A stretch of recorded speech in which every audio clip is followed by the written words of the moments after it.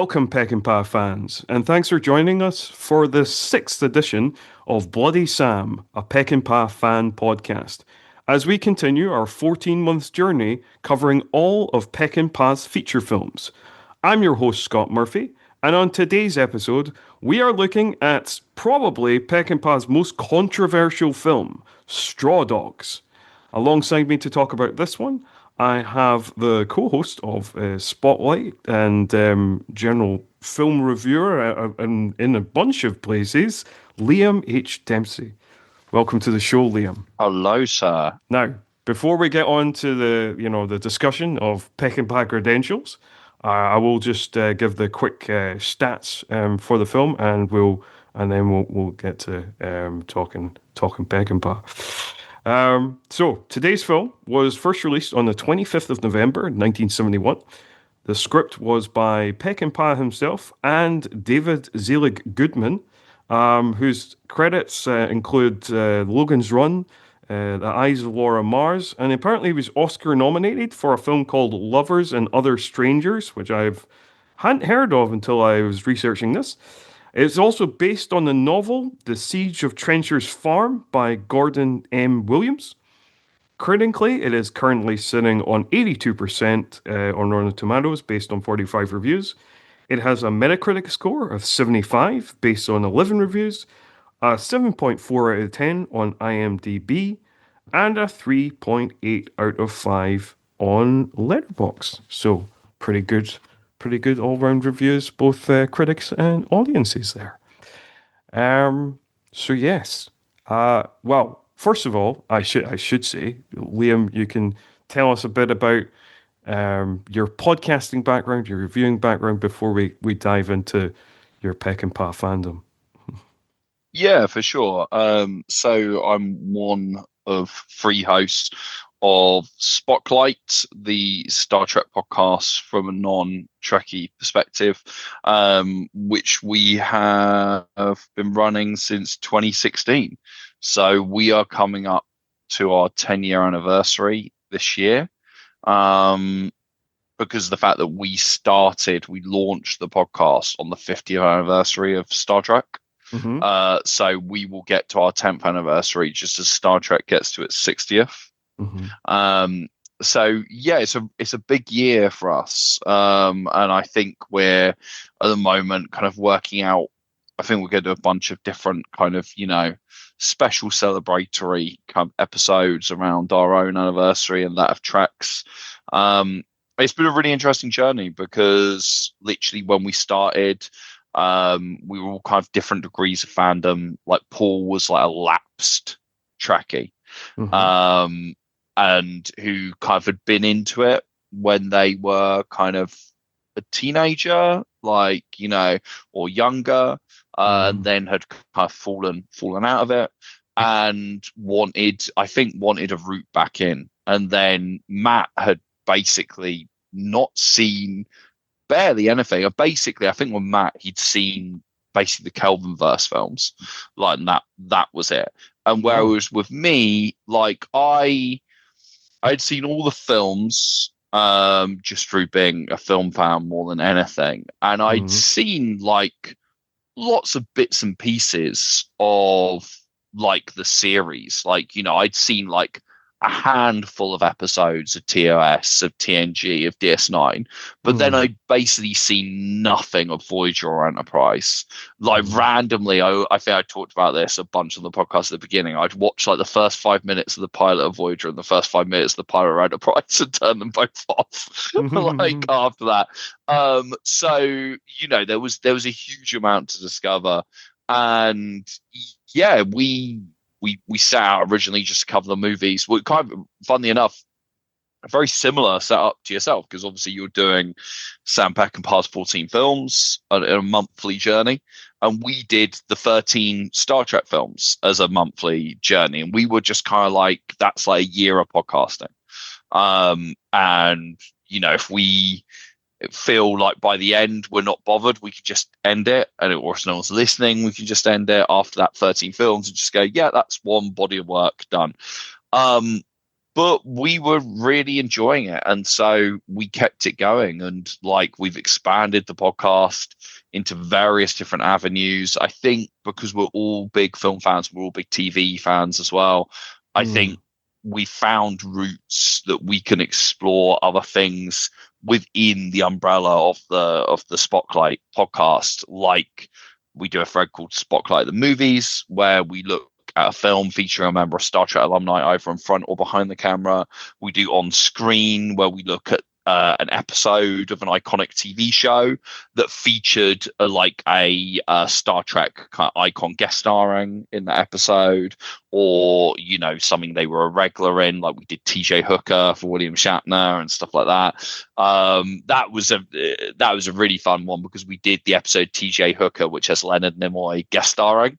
So we were mm. kind of going like we got the double. We go, oh, there's a Star Trek icon guest starring in this big TV show, but it's also the TV show that starred this other Star Trek icon. And so we found just lots of avenues that we can explore. And I think we'll continue doing that. And it's been a huge amount of fun, and people are still listening, and we're still having fun with it. So we will keep going. And yeah, outside of that, I mean, I do kind of little bits and pieces occasionally for BBC local radio, just kind of talking about various kind of TV streaming options. And I've done some little bits and pieces for Empire magazine and the Pilot TV podcast as well. Some kind of rankings and spoiler specials and the occasional interview and stuff like that. You know, I may do more in the future. I don't know. We'll see. But yeah, it's been fun. It's been fun getting involved at least. Nice, nice, excellent, excellent. Now, the next question is usually asked, I guess, about Peckinpah fandom. You know, I mean, the audience isn't aware, but I am aware that you are, and the audience, because this is an audio only podcast, they can't see the video, so they can't see that you're wearing a directed by Sam Peckinpah t-shirt. I am aware that you're a big Peckinpah guy, and I mean, your fandom, you know, as much as I'm hosting this podcast, it completely overshadows mine because you've seen way more of the man's work than I have at this point of recording. So yeah, talk about a little bit about that, about how you first got into Peckinpah, and like, yeah, what is it that draws you to his work? Yeah, so I am wearing a directed by Sam Peckinpah t-shirt. If you want to get your own directed by Sam Peckinpah t-shirt, they're sold by Brian Sauer, who hosts the Pure Cinema podcast. He does a range of t-shirts which are all like director t-shirts like Okay. this that are kind of like directed by a certain director in kind of a font that was used for like a number of their films and stuff like that. So yeah, I've got this one. Well, if he ships to New Zealand, I guess I probably should get one. You know, like, you Yeah, know, it's you yeah, know, there you for go. and Yeah, yeah, yeah. then host the podcast in that for the rest of the run. Exactly, exactly. I would hugely recommend that. Um, so I first got into Peckinpah. It would have been sometime in the 90s. Um, Empire magazine, long, long, long before I had any involvement in it, um, posted an issue at one point, or published an issue at one point, with like a book with it called "100 Videos You Must Own." So this kind of Mhm, shows how long ago it was, mhm, where it was like, yeah, it was but 100. It wasn't necessarily 100 best films. It was just, yeah, these 100 videos you must own, and there was a bunch of Peckinpah in that. Wild Bunch was in there. Cross of Iron was in there. There might have been some others as well. I mean, Straw Dogs wouldn't have been in there because at the time when this book was published, Straw Dogs was still banned by the BBFC. So literally that would not have been in there. But these other ones were, and they had kind of little essays about the films. I remember reading the one for Cross Iron and the one for Wild Bunch, and being very, very intrigued. And this is, you know, I'm a young film fan. It's probably about 98, I think, probably about 98. And I'm really, really, really, getting into movies and being a cinephile. And I was like, oh, got to see these. And obviously, this is a time where the internet existed, but you weren't using it the way you'd do today. There was no letterbox or anything like that. So it was just kind of like you would get film recommendations like this from film magazines and stuff like that, or word of mouth. And I was like, I'd never heard this guy before. I was like, oh wow, what's this? And I think I'd heard of the Wild Bunch before, but not like in detail. And then like literally that kind of like summer or winter, I was staying in a caravan, like as some kind of family holiday or something, sleeping on the sofa in this caravan. And Wild Bunch was on the telly on like BBC Two or something late at night. And I remember it really vividly. It was started quite late. I think it started about like 10:30 at night. And literally was in the middle of this film. There was like a storm going on outside or something, and had this tiny little step like in this caravan kind of thing, and like it was just about holding out signal wise, like for this analog kind of like TV with an aerial type days. I'm just suddenly And thinking, I wonder if we saw it at the same time, because I was like, the first time I maybe saw the Wild Bunch was definitely on BBC Two late at night. So like, possibly. maybe, because Anyway, like it must be when you were still in the UK, yeah, yeah, yeah. like yeah, like rather hooky setup from New Zealand, like beaming into the BBC, like No, no, no, no, no. I was still living in Scotland. Like I didn't move here until I was like 36. So like I was definitely still living in Scotland. Yeah. yeah. So maybe, quite possibly, and I watched it, and I was kind of like, and it's one of those things I'd just never seen a movie like it.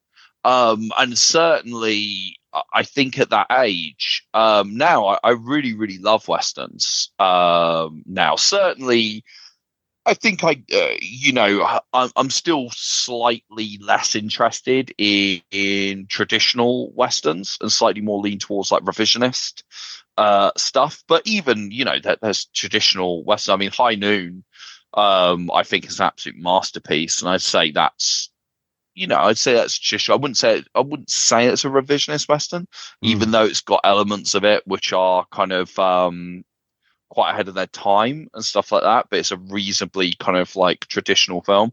But yeah, like this at that time when I was a teenager, westerns were very much had fallen out of fashion. You weren't that interested in them as a young film fan. And I watched The Wild Bunch. I was completely blown away, and I was like, "Oh, this isn't." I didn't think westerns were like this. Like when we were kids, we thought of like westerns like Cowboy and Indians, bit outdated kind of thing, like not really interested in that.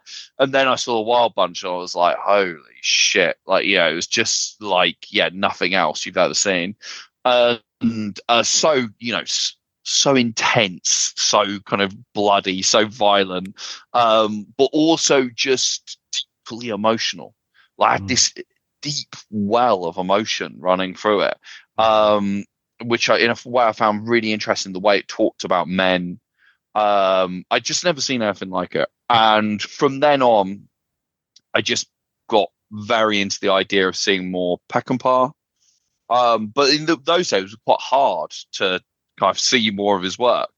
And I think the next time I would have seen something would have been because when I started doing film studies at A level, it was just before the BBFC did this huge unbanning of loads of movies that have been banned, because for years the BBFC had been very kind of ban happy, like the video nasty era and everything like that. And then basically the guy who was heading the BBC retired or died, and a new guy took over, and he started unbanning all of these films that have been banned, including Straw Dogs. But just before that happened, I started film studies in college, and the tutor did a season called the Shocking Cinema season, where it was all these kind of banned movies. And at the time, obviously, like I say, like a lot of these films were still banned, but because we were students of film, we were allowed to see them. It was Hmm. you given special dispensation to see them. And so I saw it and was just like, wow, like blown away again. Like, but again, like his movies, I'd say like the ones I said, all of them, they grow with me over time because both Wild Bunch of Straw Dogs, when I first saw them, um, I don't think that I loved either one on first viewing. I liked that. I really liked them. I was really fascinated by them. I really appreciated them. But I think I've fallen in love with them over time. And now Straw Dogs is one of my favorite films of all time. Like it's in my top 10 films of all time. It's my favorite Peckinpah film. You know, Wild Bunch is also a masterpiece. But this is after like lots of viewings of those films, kind of thing, and just falling in love with them more and more Mm. over time. And so after that, I kind of really got the Peckinpah bug, became fascinated by both those films, and kind of rewatched them again and again. With like, and you know, this is the birth of like the DVD era, so I got them on DVD, watched them, all the commentaries and all that kind of stuff. That is the time when we had the time to watch movies with commentaries, everything, and get more and more. And you know, I that's how I discovered through then that there was a group of kind of academics, kind of known as the Peckinpah scholars, people like Paul Seydoux, Nick Redman, and stuff like that, who were real Peckinpah obsessives, and they did all these commentaries, and that was really fascinating. Started hunting down documentaries, and then when I came to do kind of, you know, I guess what would have been not a dissertation because it was A level, but final major project or whatever the case at A level, I decided to do it on the work of Sam Peckinpah, Mm. and thankfully. Brandon, my main film tutor was also a Peckinpah obsessive. And that's why he programmed Straw Dogs for this Shocking Cinema season. And he was really into Peckinpah, and he had loads of his movies recorded onto like old VHS tapes off the telly. You know, this is the old school where it's like those are the ways. Because this time there was a couple of his films were on DVD, but not even that much, and long before Blu-ray or streaming. So he lent me all these VHSs, and that's how I banged through a lot of his work back then at that time. And yeah, and since then it's just been more and more pretty much over. I think at this really intense period of doing A levels and then doing a film production degree at university, and basically every time I had a chance to write about film, and I had the choice to write about what I write about, it was always about Peckinpah Mm. and his work. So I've written like countless essays and articles and stuff about Peckinpah and his work over the years for one reason or another.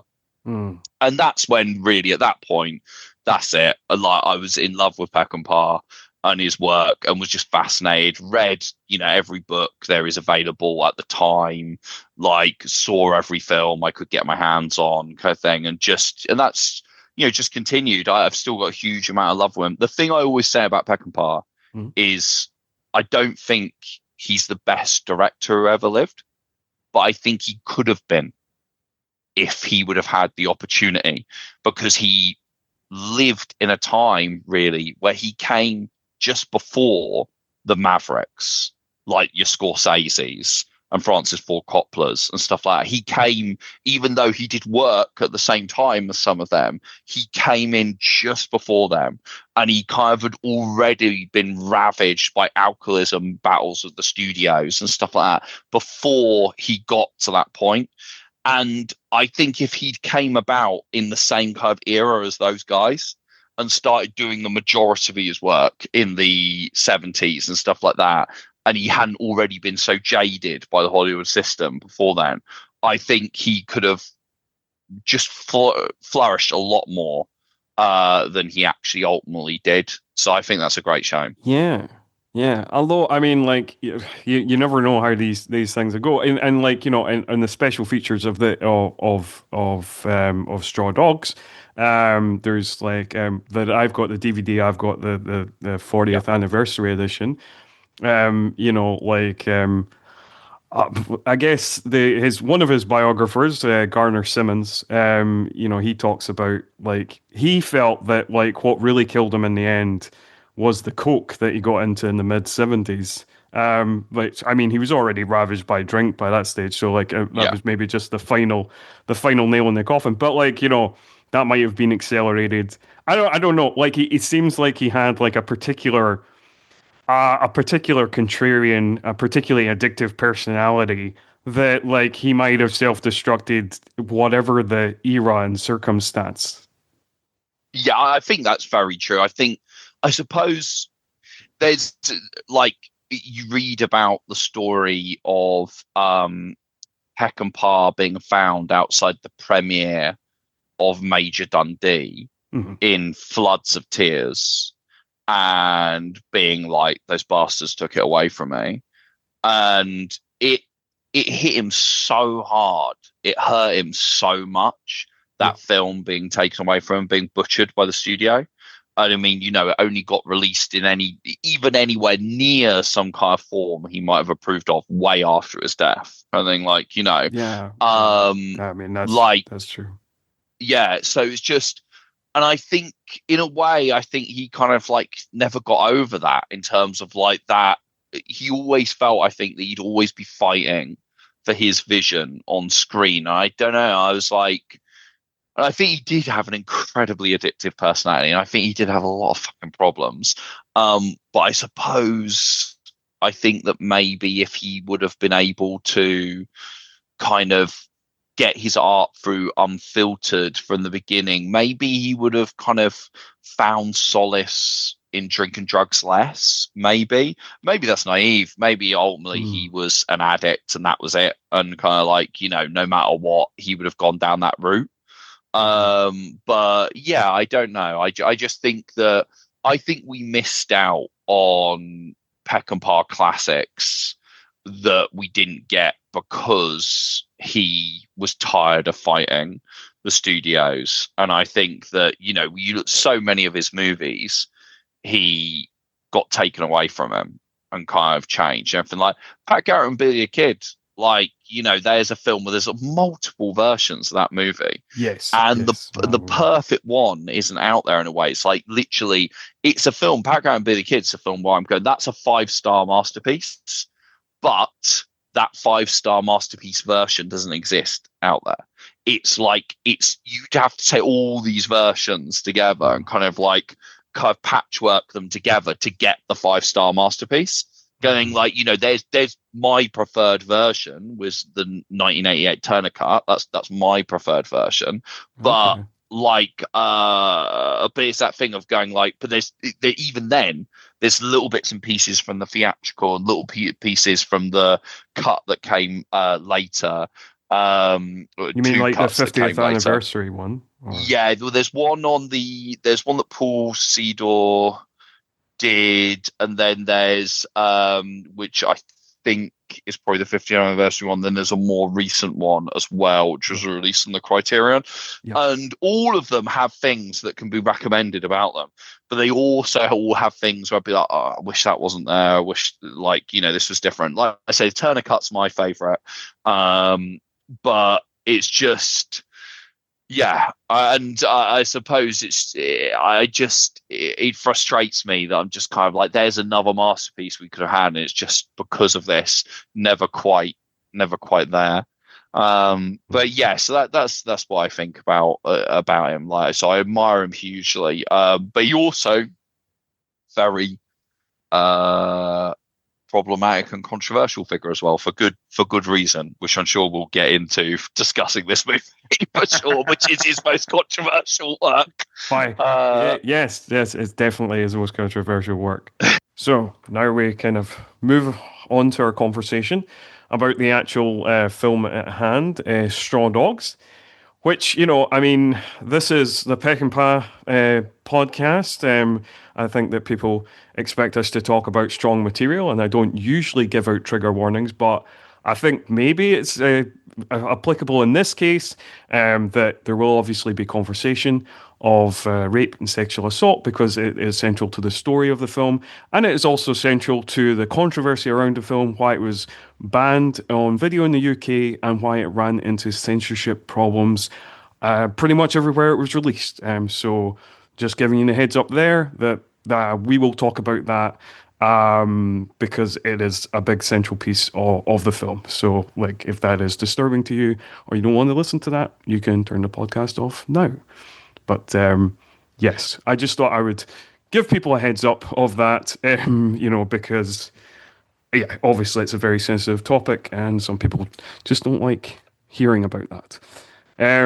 So anyway, before we get into kind of that piece of it, you've talked a little bit about Straw Dogs, how it's your favorite Peckinpah and one of your top 10 of all time. I didn't know that going into the podcast. I am also a fan of the film. I would say it is one of the three films that got me into Peckinpah. This, the Wild Bunch, and Bring Me the Head of Alfredo Garcia. So I'm definitely, but I think I love Wild Bunch and Bring Me the Head more. I feel like I have a more complicated relationship with this film than I do with those other two. Even though Bring Me the Heads is actually kind of even more nihilistic than this film. like, um, but there's it's strong stuff, and it definitely brings out a lot of reactions in people, and I think it is a great film, but I am conflicted about certain parts of the film.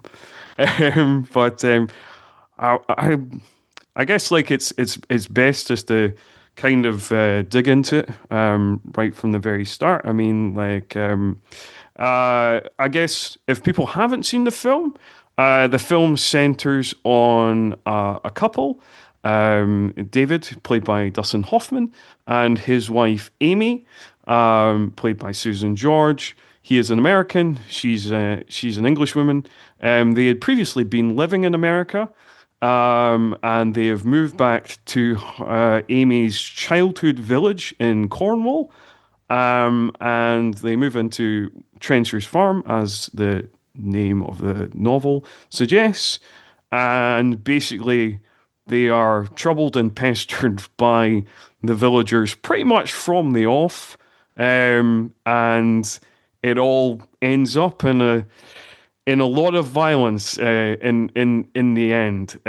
But yeah, it's very tense, it's very suspenseful, and for the most part, it is a very tense thriller. And then you could possibly argue it becomes a horror film in the last kind of half hour. I don't know if it would necessarily be defined as a horror film, but it certainly goes into that territory. I can only I feel like a lot of home invasion horror films were probably influenced by this film. I feel that it definitely has a massive legacy and an influence. But I guess maybe before we get into the plot of the film, you mentioned like how close to your heart this movie is. Maybe just like we'll start the conversation by just talking a little bit about the why of like what is it about this film that like really strikes a chord with you? Um, I I think it is a deeply visceral and transgressive piece of work, and I think it still is, Mm-hmm. which is a pretty crazy thing to say, considering it came out in 1971. Mm-hmm. But Mm-hmm. literally 50 plus years later, I don't think it's lost basically any of its power.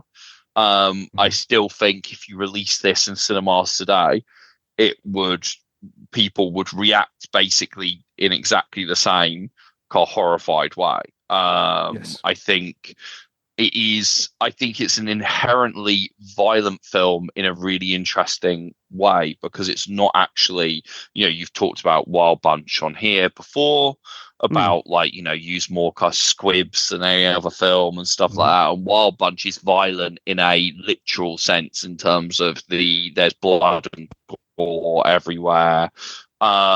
Whereas Straw Dogs, there is a few bits of blood and gore here and there, but in general, you don't really see much.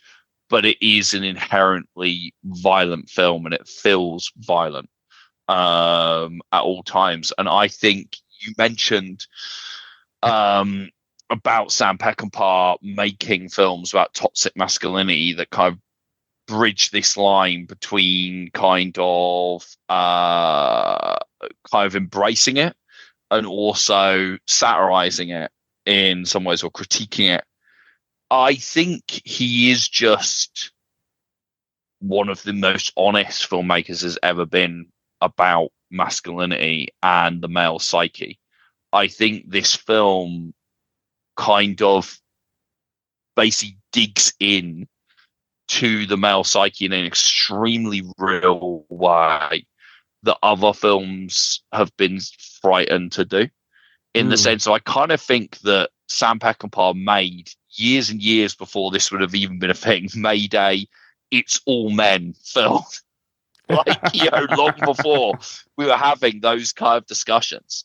Because essentially, what we have here is our lead protagonist, David Sumner, is Mhm. this intellectual, very buttoned up, very middle class, very kind of like, kind of thinks he's above all of this stuff.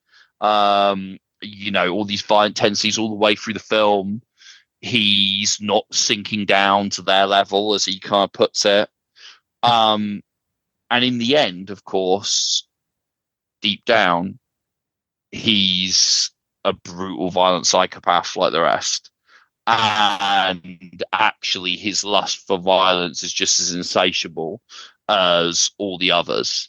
And it really is a thing of like, you see Amy, um, Susan George, who I think is transcendently amazing in this film.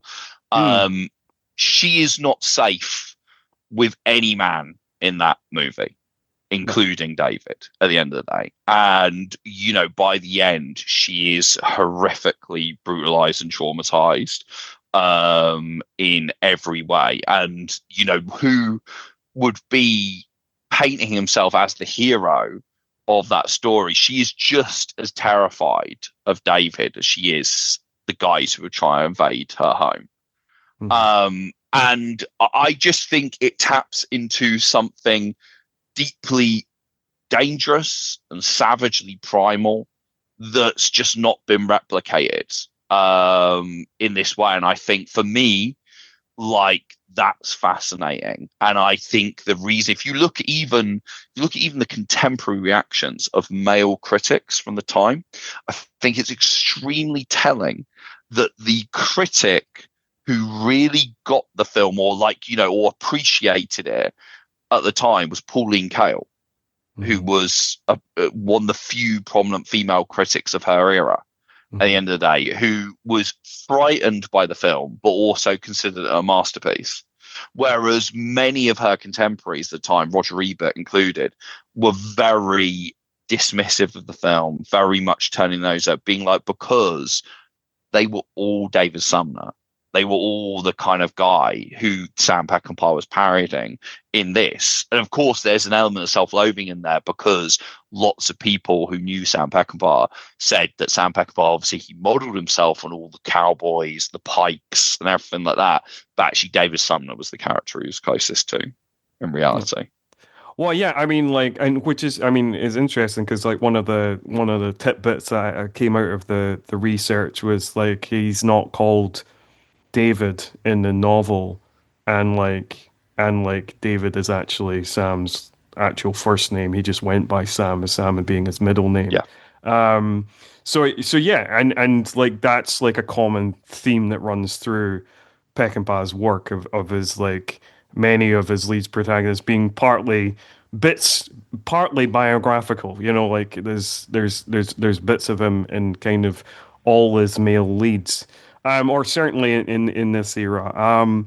So no, that's very true, and I do think you're right. I do think that the reactions would be similar to what they were in '71, and I think the things that people praise about it would be similar, and I think the things that people criticize about it would be similar. And I think that, like, yeah, because if you really sit to, basically back then, people accused it of being misogynistic and fascistic. And I think that, like, people would also accuse it today of being misogynistic and fascist. Um, which I don't think there. I think there is. I think it. I think it is truly an impressive work. I think it brings out emotion in you, whatever way, whether you love it, whether you hate it. And I think there's parts of it that feel misogynistic to me, but parts of it feel like it's pointedly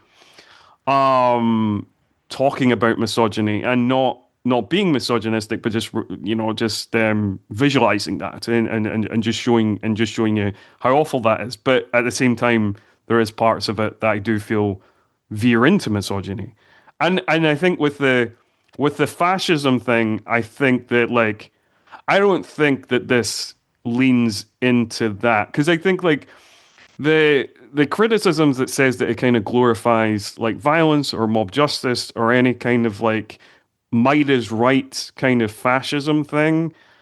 I don't I don't think it's really doing that. I really do think I really do think it is criticizing violence.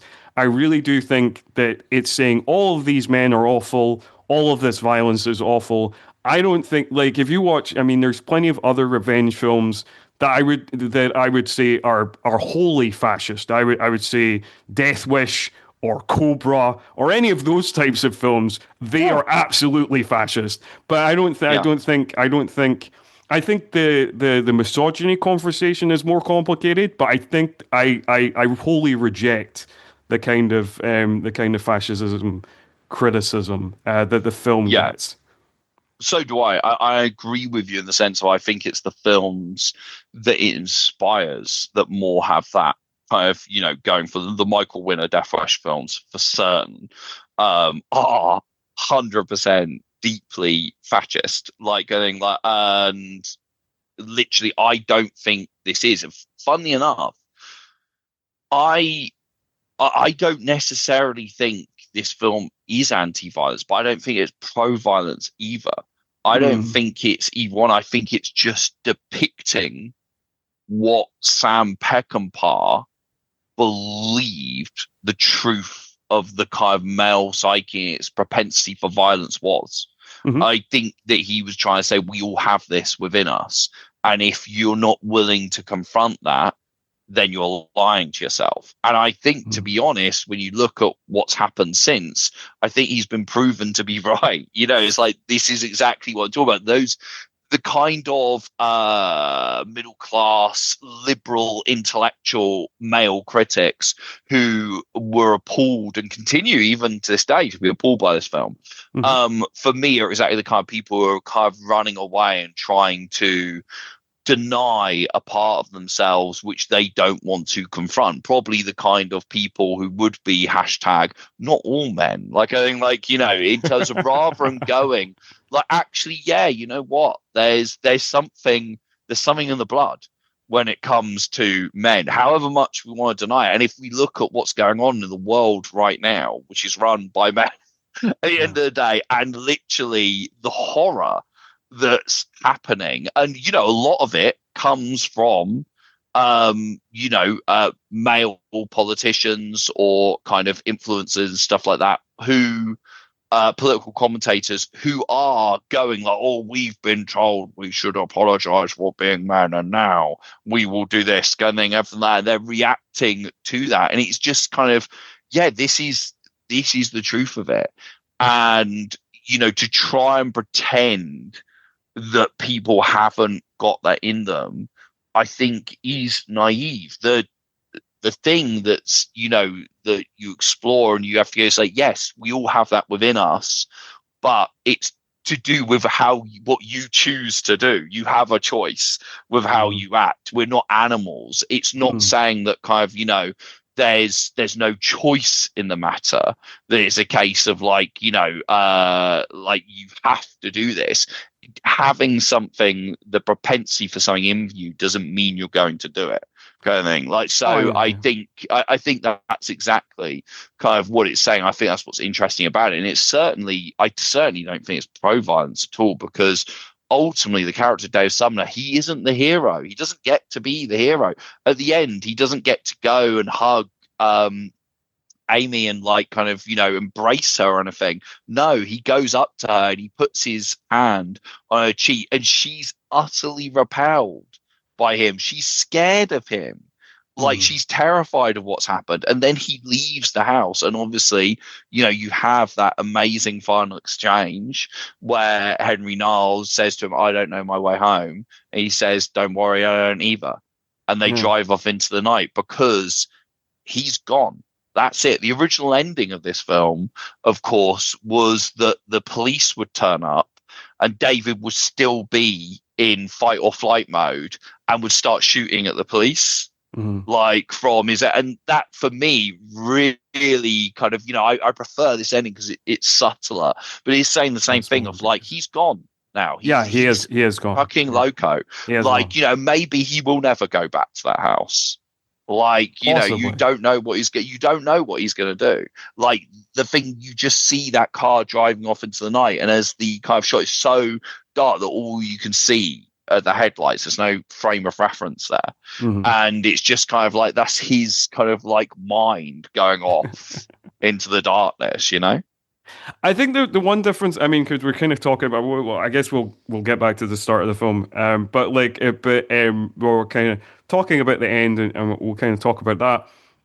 I guess like the one difference in terms of like what you're talking about, the propensity towards violence, like to kind of, I guess, I, I don't think this is film is as good as this film, but like just to compare and contrast, I think like everybody like has like that within them, but like for example, in something like Last House on the Left, like they fight back out of a mixture of like survival and kind of wanting revenge because of what happened to their daughter.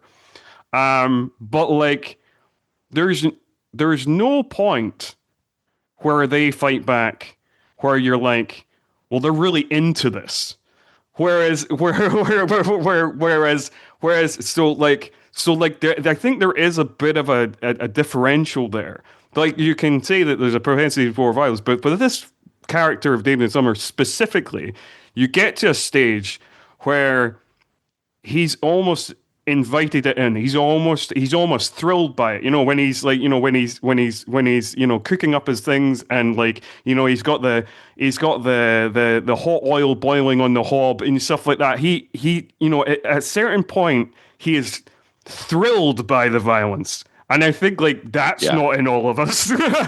No, like, he's getting into it. But the thing is, it's funny because funny, maybe it isn't, but I feel a connection with that. The adrenaline rush of what he's doing and everything. The fact that he's just like something happens and the shutters go down, Mhm, and it is what, of course, is brilliant about this film is in any other movie of this type, mhm. it would be a rape revenge arc, Of course. like where essentially he would know that his wife has been assaulted and be like, I must now be the White Knight and get revenge for her. David Sumner never finds out what happened That's in the true. movie at the end of the day. And so all these fights, it's for him.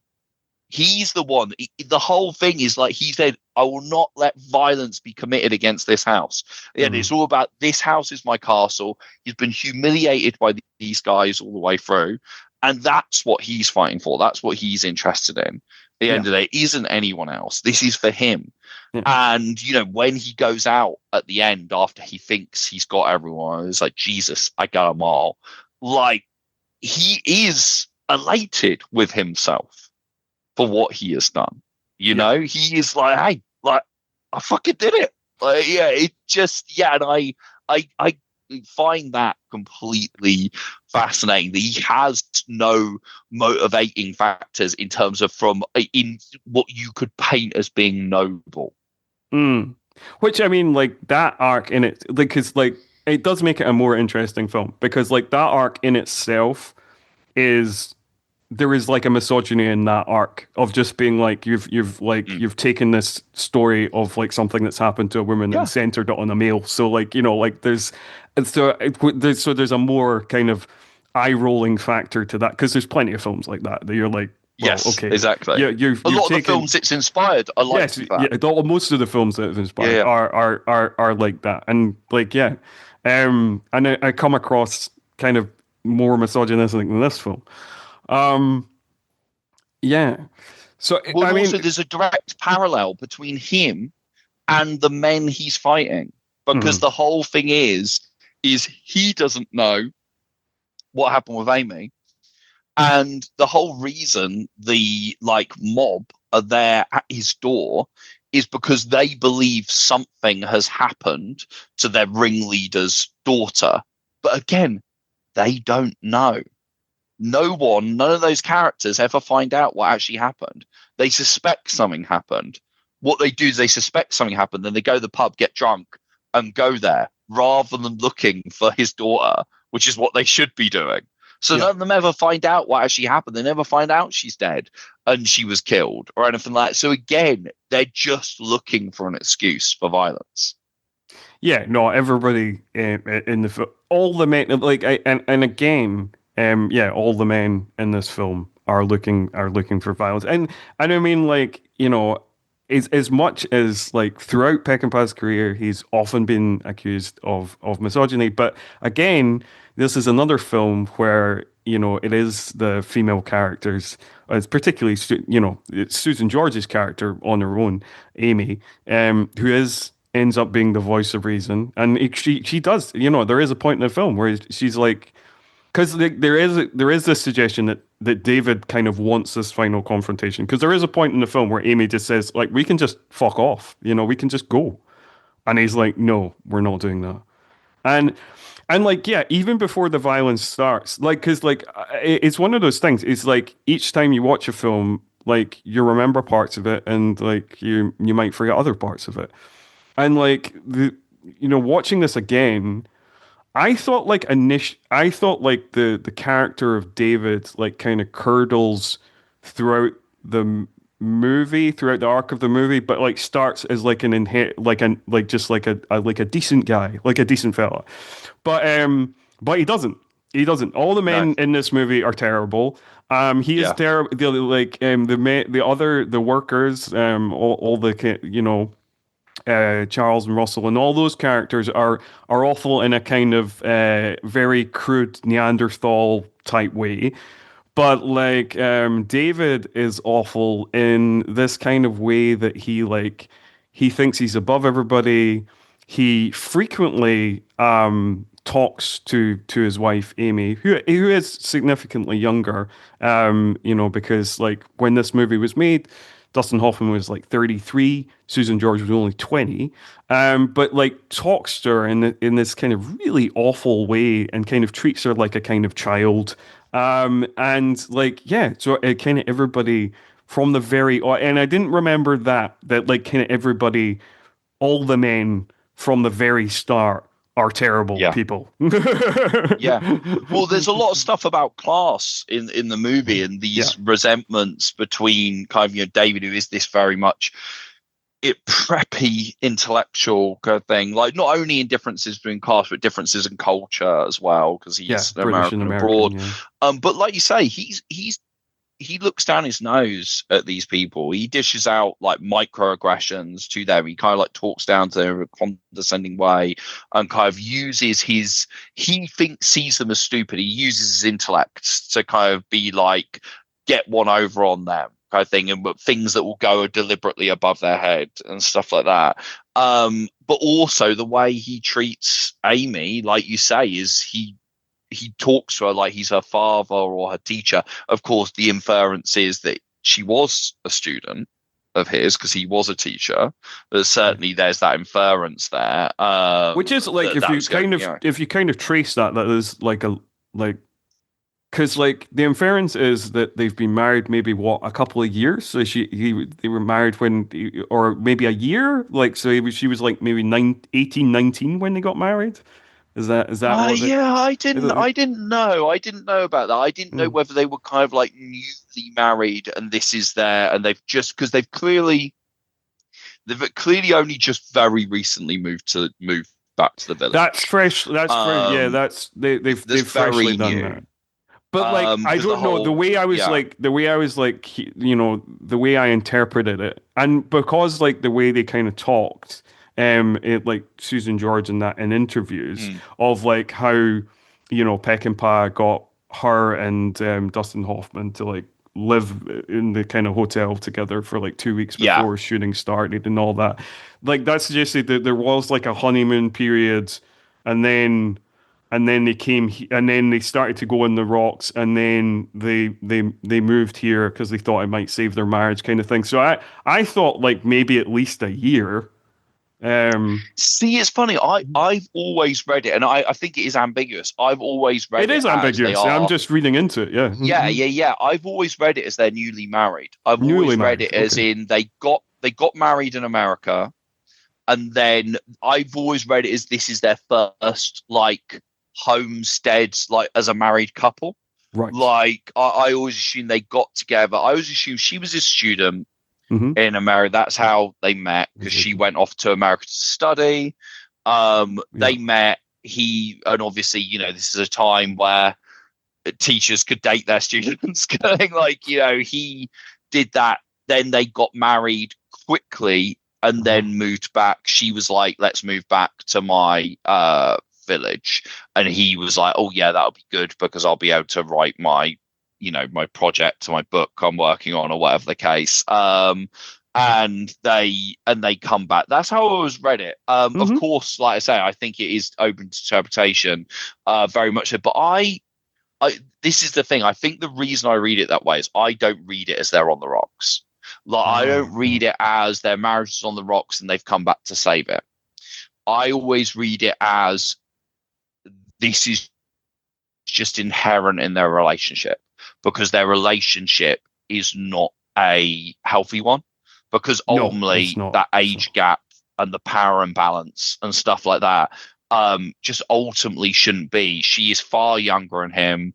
They clearly met at a time when he had more authority in Mm-hmm. the kind of relationship, and he still treats her like a student, like a father. There's loads of moments where, like, there's that bit where she's kind of sitting next to him, and almost like she ends up kind of like bunching up in the kind of seat like a little kid.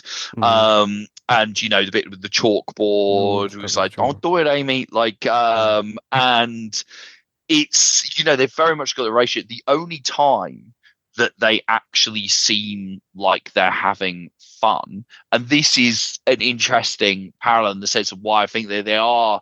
I think they are freshly newly married. Is like Sure. anything around their sex lives or kind of flirtatious and stuff like that. Then they kind of descend. They act like a couple of teenagers together Yeah. all of a True. sudden, True. and True. suddenly they're already flirty and they enjoy that part.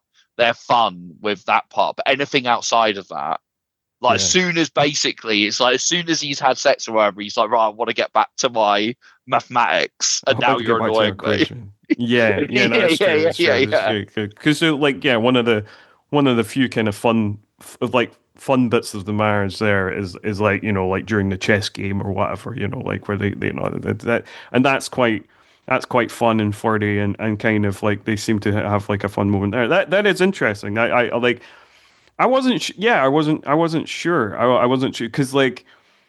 I don't know. Maybe I've read into it in a different way. I guess like I thought like maybe they've been together. Like I didn't think they've been together for ages. I just thought Mm, maybe a year or something. And also like but there's a lot of ambiguities in the film because like there's things that like are said that you're like what you could read a bunch of things into it.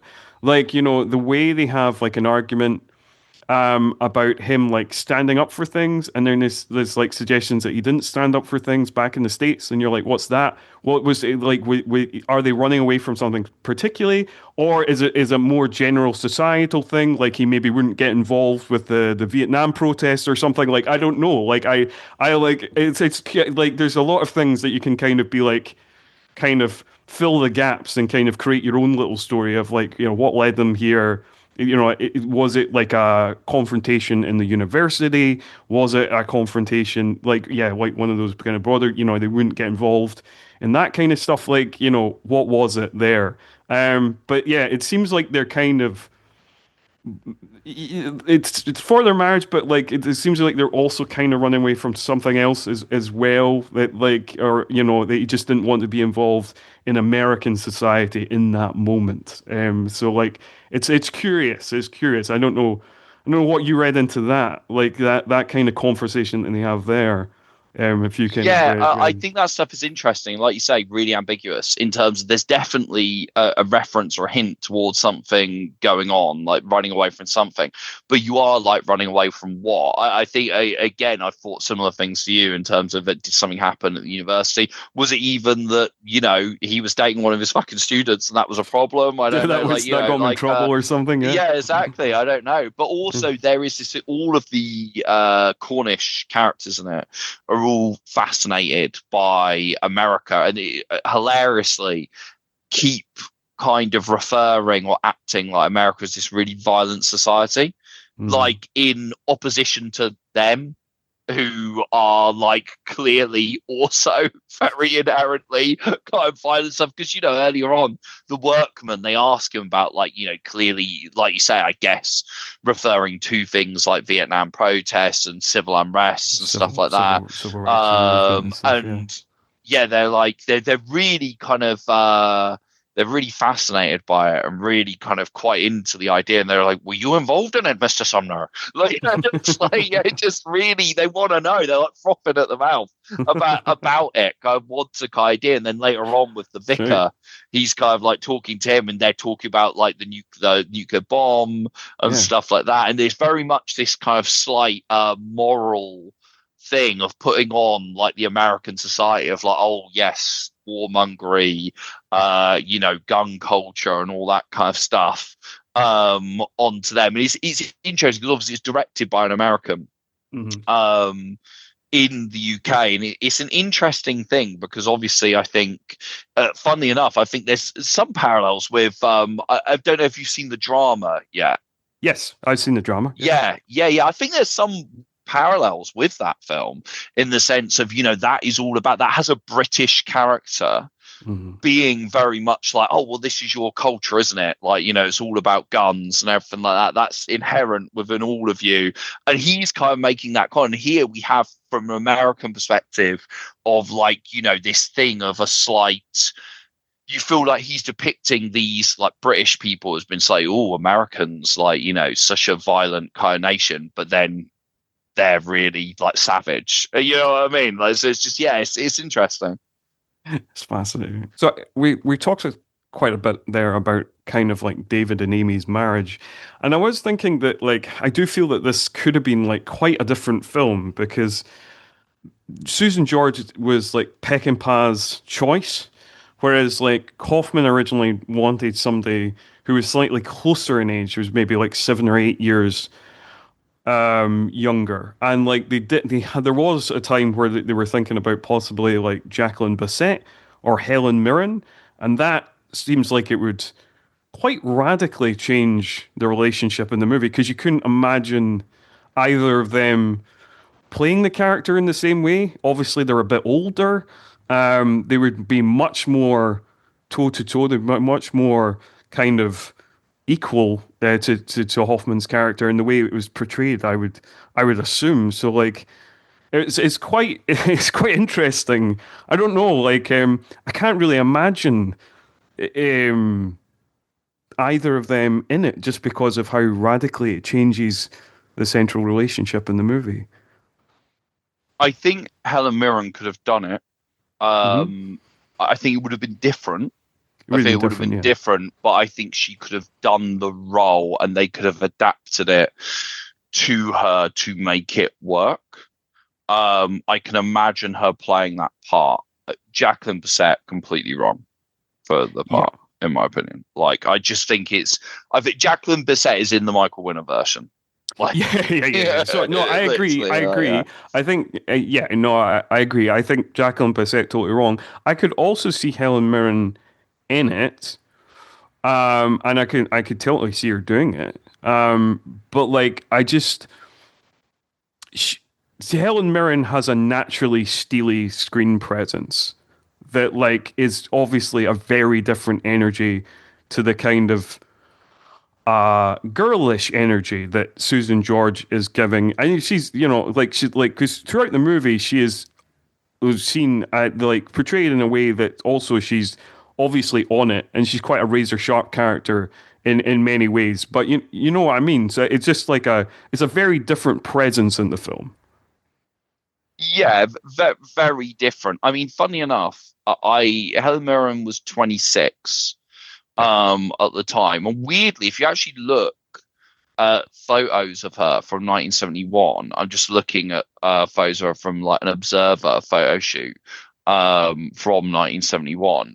She does have a really similar look to Susan George. Obviously, Yeah, yeah, yeah. Slightly older, slightly like older, but not by a huge amount at the end of the day. And she yeah. does I think have a she's very only similar five look. or 6 years older. Yeah, something like that. Yeah. I mean, she certainly could have played like, because the whole thing with Amy, with Susan George's character, is very much the inference is that she was kind of, like the town beauty, wasn't she? Yes, Like, yes. she was That's the not only the influence. town beauty, but also she is very smart. She is very intelligent. Yes. Like, she went off to America to study and everything like that. She is, in many ways that there's this push pull with her between her relationship with David and her relationship with kind of the people from her village. Um, and that there is in a lot of ways, she certainly seems to have a lot more in common now with David than she does the villagers, and she has moments of kind of definitely feeling like she's looking down on them a little bit because she has elevated herself so much in terms of that. And, she is this absolutely kind of like gorgeous woman. And you do feel like they are kind of part of the reason they're like resentful of David's like, you took her away from Yeah, us. yeah. Like, No, I yeah, mean, like, absolutely, yeah. absolutely. Yeah. You robbed us of our, town beauty queen kind of thing. And you feel like Helen Mirren could have definitely fulfilled Oh yeah, that no, part. absolutely, And absolutely. plus, Because similar. had the steeliness, and she is also a brilliant enough actress to have totally sold the kind of emotion of the piece as well. But I just think that I do think ultimately Peckinpah made the right choice, not only because I Yeah, think Susan George is incredible in the film, but she is. also because I think her being younger is important. I think Hmm. that age gap, the fact that she is a girl in many ways still, and when that comes up like at different points in the film where it's like this thing of like David patronizes her terribly, but at the same time there are moments where she reminds you that she is still young and kind Hmm. of like isn't kind of thinking straight about things and stuff like that. So yeah, I totally think he made the right choice, and I think it was a very I'm really glad he like held firm on that and was just like, no, I've decided she's the one, Hmm. and that's it. And I think he was right. Oh my. No, I think he was right ultimately as well, and I agree Mm, with you. I very much agree with you. I think Susan George, who's not an actress I've seen her work extensively, but she is tremendous in this film. I mm, mean, she gives an A plus plus performance in this film. mm. Absolutely. Yeah, I mean, Oh, Susan George may have wished at times during the shooting of the film that the role had gone to Helen Mirren. Like, yeah, because yeah. she had a tough time during the shooting of this movie, She at did have a times. tough But time. She did have a tough time, yeah, and she did walk off the set at least mm, once, um, yeah, because because she was annoyed because like, and I guess we should get it, because with the rape sequence, nobody would tell her what it actually entailed. It just said Yeah. in the script that there was a rape sequence, and she kept asking and asking and didn't get an answer and didn't get an answer. And then eventually it came to basically the day of shooting the thing, and she was like, "Okay, you got to tell me now. I can't, I need to know what is coming. I need to know how to react to things. Acting is reacting. That's the whole thing." And Peckinpah finally caved and said, "This is what I want." And she was like, "No, I can't do that," and she walked off. Yeah. And then there was a conversation. She was brought back, and then yeah, I mean, obviously, it was a very tough shoot for what they actually did. She did agree to what they actually did, but still, Peckinpah was very demanding in a way that old school directors were, and probably wouldn't be acceptable now. But I mean, I guess we should point out, that he was a very hard taskmaster and probably acted in a way during the shooting of this that is not acceptable now. But it's not. But also comparing it to other 1971 films, it's not Last Tango in Paris sort of situation. Like it's not that far over the line. It is over the line, but it's not that far over the line. I think we Well, should it clap. is over the line, like you It's say, absolutely over the 100%. line. I like it. Um, Yeah, yeah. but it's also not out of place with the way a lot of male directors acted then. I don't think it's No, no, that no. far away from William Friedkin shooting a gun past someone's head to get a reaction in The Oh no, Exorcist. You know what I absolutely. mean? I Like, think yeah, I think that I think when you look at directors of the time, when you read about directors of this time, when you read about Friedkin, when you read about Kubrick, when you read about all these guys who were directing in the 60s and 70s and beforehand, it's definitely um, I think it would have been. It would be seen as very outrageous now, but oh yeah, but like the kind of. I think it was definitely more accepted then. Of like, this is what the genius director does to get the ultimate performance from their yeah. actors or whatever. I think that was the thinking at the time. Wrong-headed. We would consider that wrong-headed now. I definitely do. But no, I don't think it's that far away from what a multitude of other quote unquote genius directors were doing on their sets. Yeah, I think that's exactly right. I think it is still completely wrong, and I agree with you completely in the sense of I think that attitude of this is what you have to do to get a great performance is completely wrong-headed. Like you say, I mean, Sam Peckinpah treated Susan George awfully in the lead up to the shooting of the rape scene because he essentially was playing psychological mind games that he, I'm sure people who kind of defend this kind of thing to the hilt, or even him would say he was doing it to get the performance he wanted Mm-hmm. out of her. But actually, I think what the story proves is how much that's bollocks because ultimately she claimed ownership of the performance away from him, and she's the reason the scene works so well in my opinion, because in the Mm-hmm. lead up he wasn't telling her what the actual content of the scene was going to be, but Mm-hmm. he was constantly bigging up the scene to her. Mm-hmm. He constantly said, I want to shoot the greatest rape scene of all time. Yeah. And he just kept hyping it up to Mm-hmm. her that every day be like, yeah, the rape scene's going to be amazing.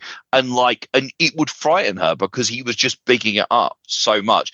Apparently, one day her parents were going to be visiting the film set, Mm-hmm. and literally at one point he like growled in her ear, like, perhaps I'll make sure we're shooting the rape scene on that day so your parents can see what their little girls really like. Like, just like, and he's just these really despicable mind games he was Mm-hmm. playing with her.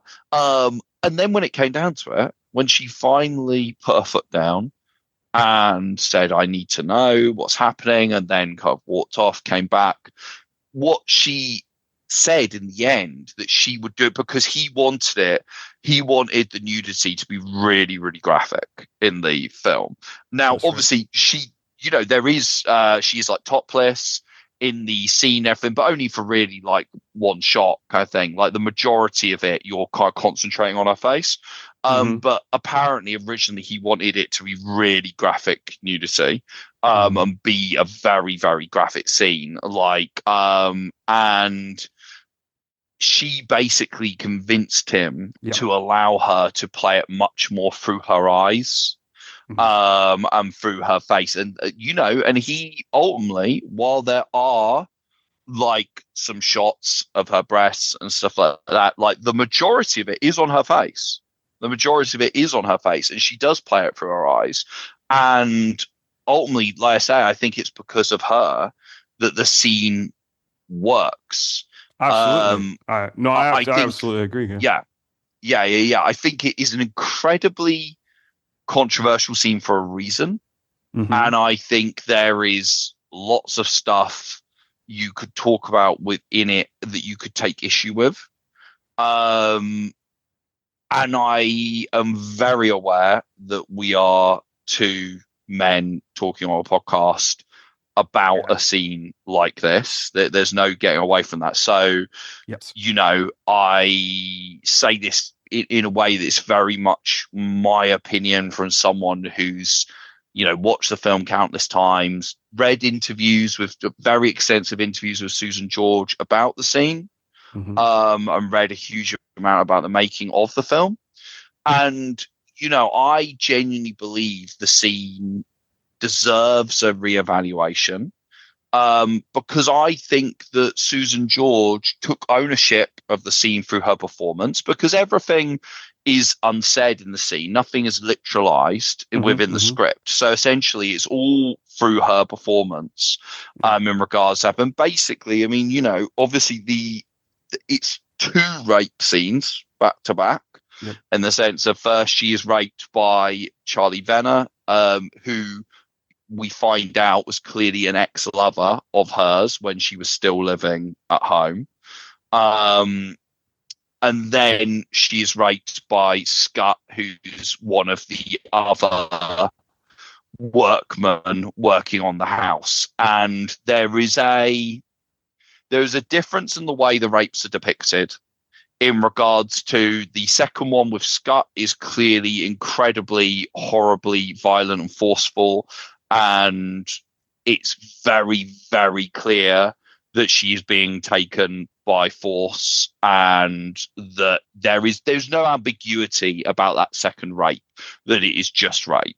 The first rape with Charlie, there is a school of thought because of the way she reacts in the scene that leads you to believe that the film is potentially telling us that she is beginning to enjoy what she's experiencing, which is obviously why it's so controversial. However, my reading of the scene, through Susan George's performance and watching her turn in that scene, is, I think, she demonstrates fear and anger that's palpable throughout that sequence. And also, if you read on Rape Crisis, the group, in regards to four rape survivors, literally, they actually talk a lot about the five responses that are our body's way of protecting ourselves from further harm and surviving a dangerous situation like sexual assault, which are fight, flight, freeze, flop, and friend. And all of those things are things that, to my mind, in Susan George's performance, she demonstrates that Amy is doing throughout that encounter, because of the fact that she does have a prior relationship with Charlie. And I think deep down she believes that Charlie does have some kind of deep inside, some kind of emotional connection to her that she can use to survive the situation and make sure it doesn't get worse, that she doesn't get the treatment that she does get from Scott.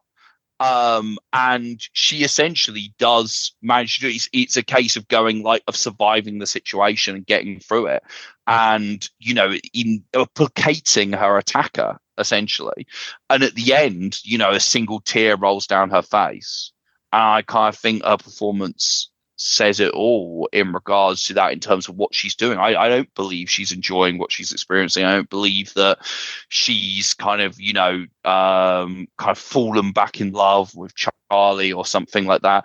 I think she's just trying to survive the experience. That's my reading of it, and lots of people I'm sure will disagree, I think, but that's how I read her performance. So that, I mean, like, I, in some ways, I like, and like, thank you for saying that, and also, I would say, like you, I want to, I want to say kind of the same thing about, like, I understand we're two men talking about this, so that's, I mean, we can't change that, that is what it is.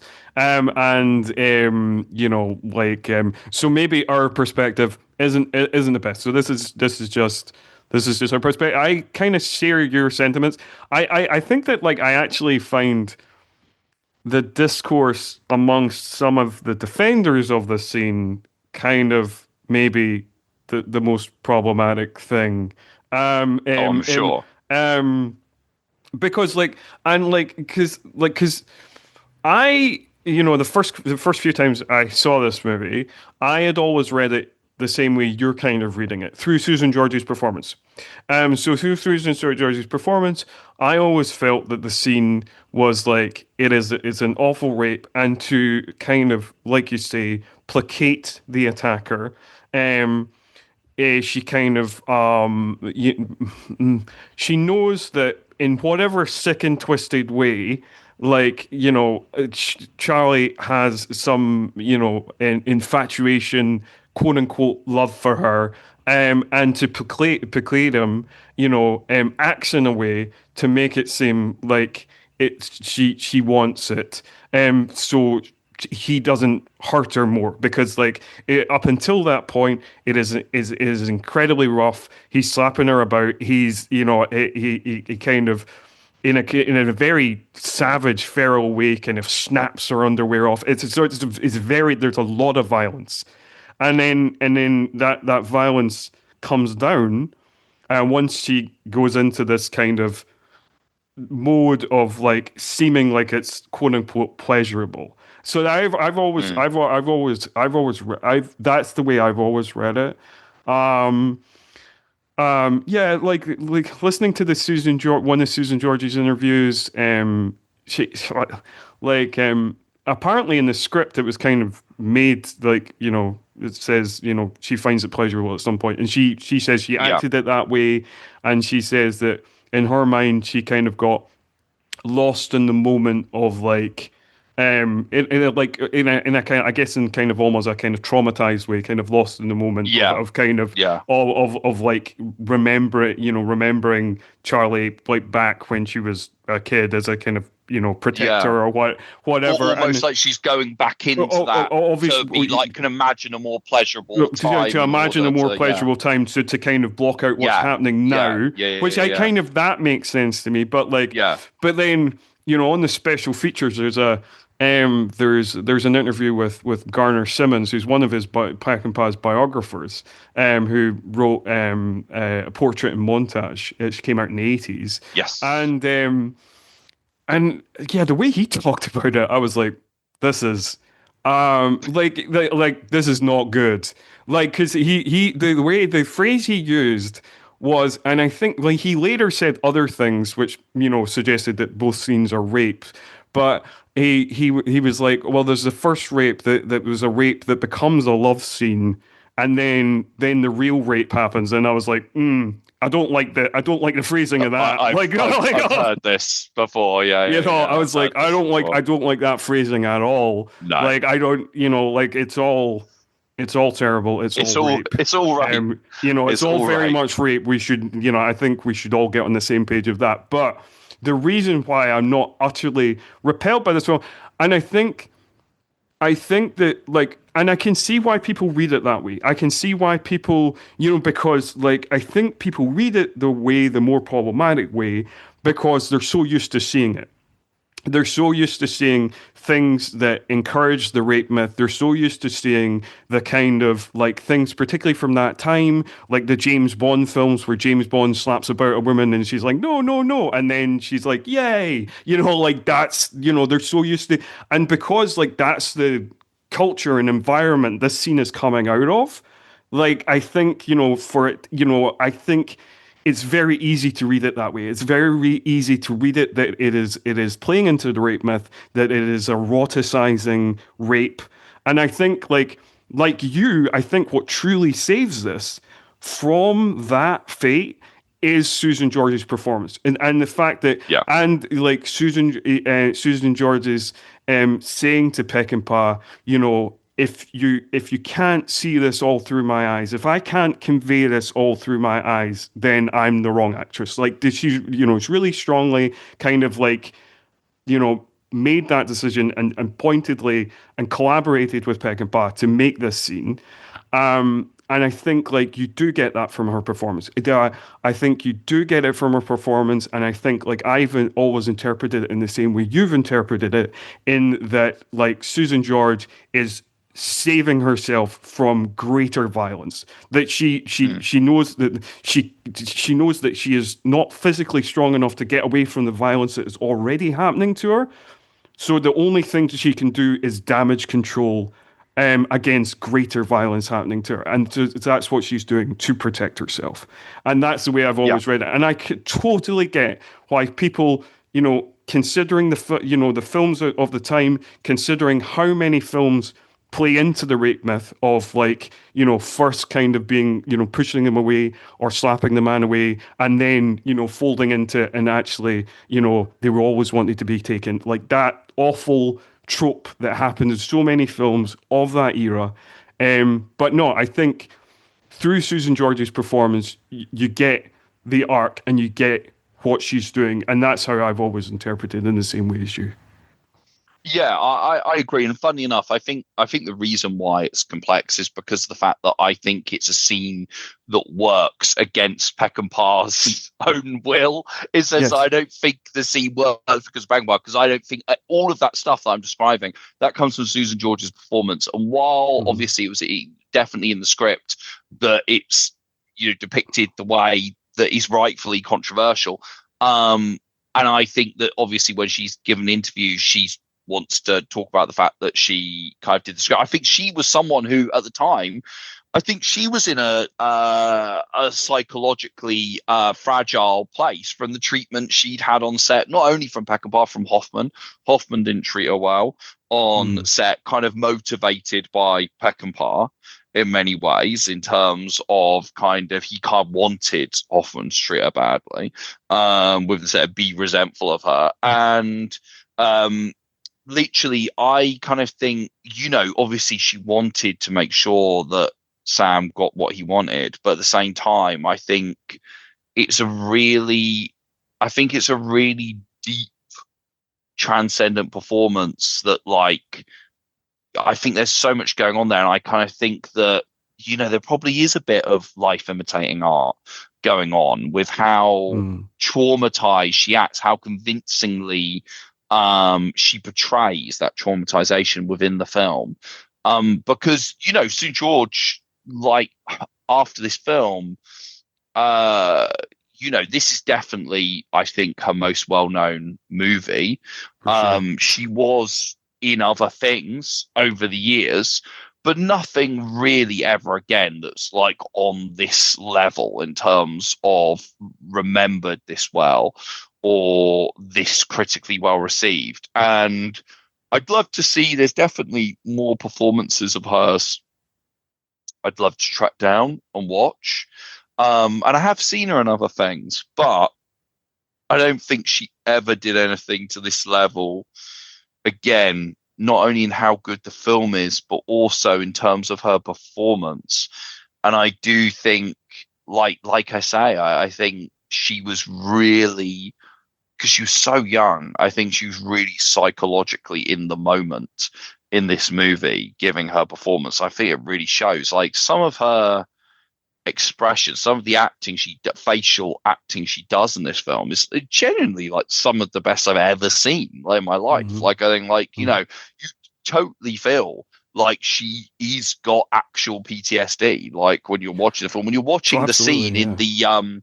in the like town hall where the local vicar is giving the kind of doing the magic tricks, and there's all the kids having a party and they're Mm. making loads of noise, and it keeps cutting back to her and she keeps having flashbacks and she's clearly having terrible PTSD. And I suppose also I find it more complex because that whole scene is very much concentrating on her trauma, and when she is flashing back to all the different things and this horror is on her face, we're seeing moments from the rape with Charlie and moments from the rape with Scott. It's not like we're Yes, just I seeing rape of Scott. that's So what to I me, that think. I says think something. that's what that to me that's what has always kind of helped Yeah. with like the kind of like it's not eroticizing Mm, or playing into that because like you say that's such a great shot and like it just that shot on her face and you can read it all in her face, you can read the trauma all across her face,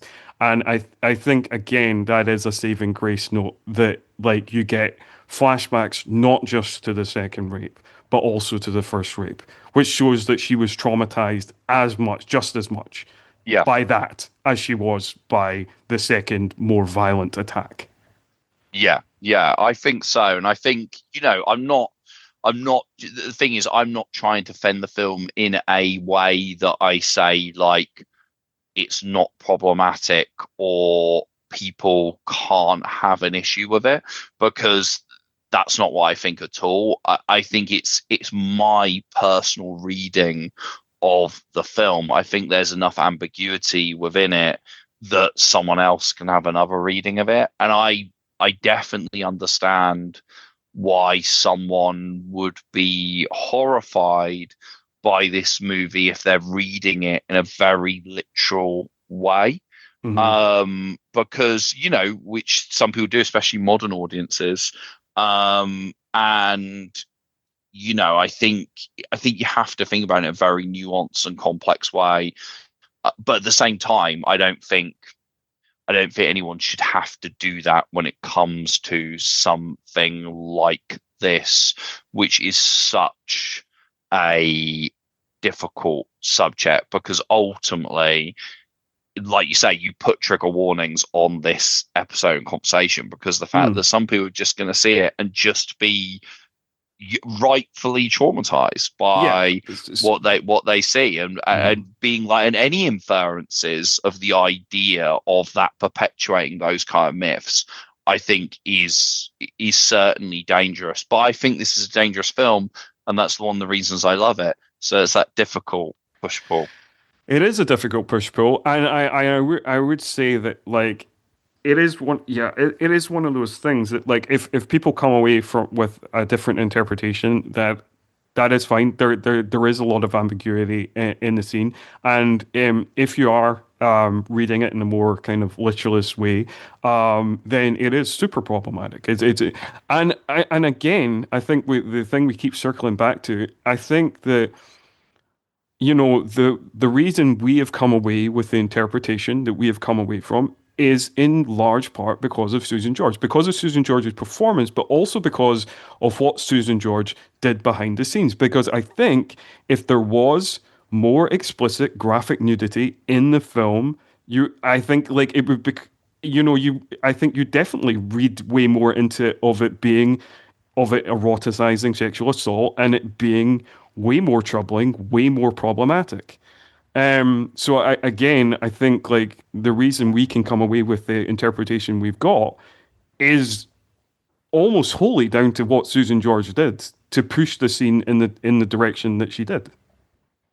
Yeah, I agree completely, and I think that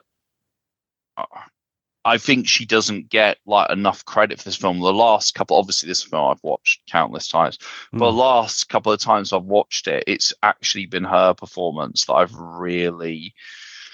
that's really stuck out for me. I mean, obviously, Hoffman is incredible in this film, but I think that goes without saying, like, her performance is the one that's really kind of stuck with me in many Mm. ways and doing something really unique that I haven't seen elsewhere. And yeah, I mean, even just talking about it, it's making me want to kind of see more of her work again, like, Yeah. off the back of this. Because yeah, she's just transcendent. She really is. And really, like, I've seen this movie a few times and like, and in my head, and don't get me wrong, Hoffman is great. But like in my head, I was like, this is a film that's got one of those kind of trademark linchpin Hoffman performances. It's like in his like top tier. Like in Hoffman is the acting powerhouse of the film. But like definitely on this most recent rewatch, I was yeah, it was Susan George that completely captivated me and completely was like actually what she's doing is incredible. And like I think, as I grow older with this film and as I rewatch it again, I think that will grow. That like and that doesn't take anything away from Hoffman. I think it is one of his best performances. I think it's a really strong part of his filmography and really up there with the very best he's done. But and he is obviously an incredible actor. But yeah, no, it's Susan George and yeah, the Amy character really is the kind of beating heart of the film. And I think like I mean maybe the maybe part of the reason why people have like a more dim view or people just assume misogyny is or assume that it's doing a terrible thing or eroticizing like sexual assault or whatever is like yeah, there is other films that Peckinpah's made where female characters are kind of brushed aside, and even in this film like there is only like three female characters. There is kind of like the Reverend's wife, who is like treated real poorly. Like she's got like barely any lines, but she like like the him and the Reverend are having a conversation about the French political philosopher Montesquieu, and then she asks who that is, and then she's kind of brushed aside. She's treated as an idiot. And then the Sally Tomsett character is treated in a way that like is kind of like presented as a kind of um nymphette character Mm. which again I guess is very of the time but like doesn't read well now. So like I guess like things going on around and think based on Peckinpah's previous reputation, I can see why people go into this assuming that it's going to be the worst, most problematic way. You know what I mean?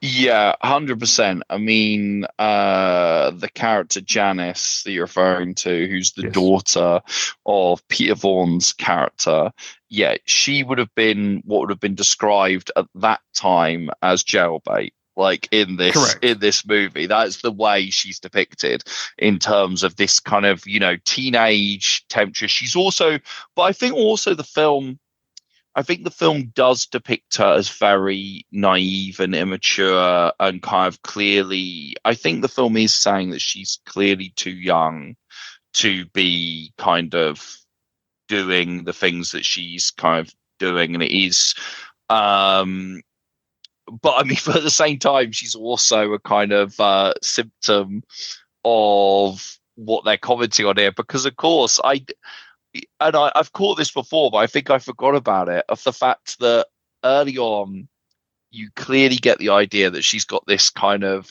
crush on Hmm. Dustin Hoffman's Yeah. character.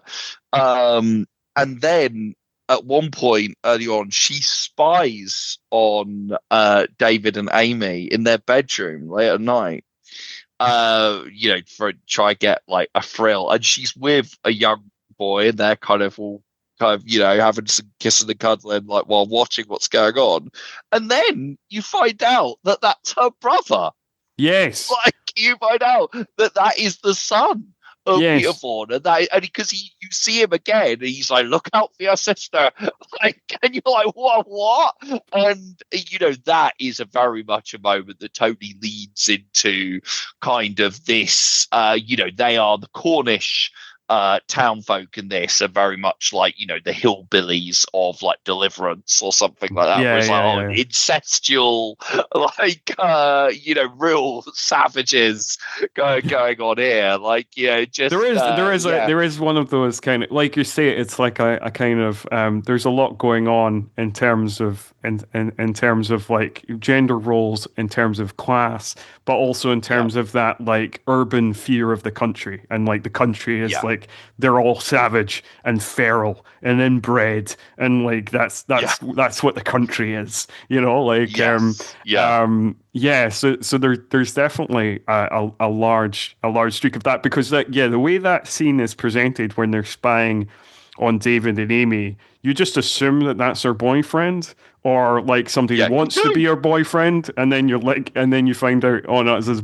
her brother, and you're like, that's that's also the hysterical thing about that as well is Sally Thompson was also 20 at the time, but I guess she's playing like a 15-year-old or something. Oh But yeah, like, she's definitely playing much younger. Yeah, like that's um, interesting that she was yeah, the same age because she does same look age as much Susan younger. George. Yeah, yeah, yeah. Uh Both born in 1950. So yeah, oh wow, yeah, really really interesting. Yeah, she looks much younger. I mean, the it's very much you feel like she's trying to kind of craft herself as like Amy Mark II.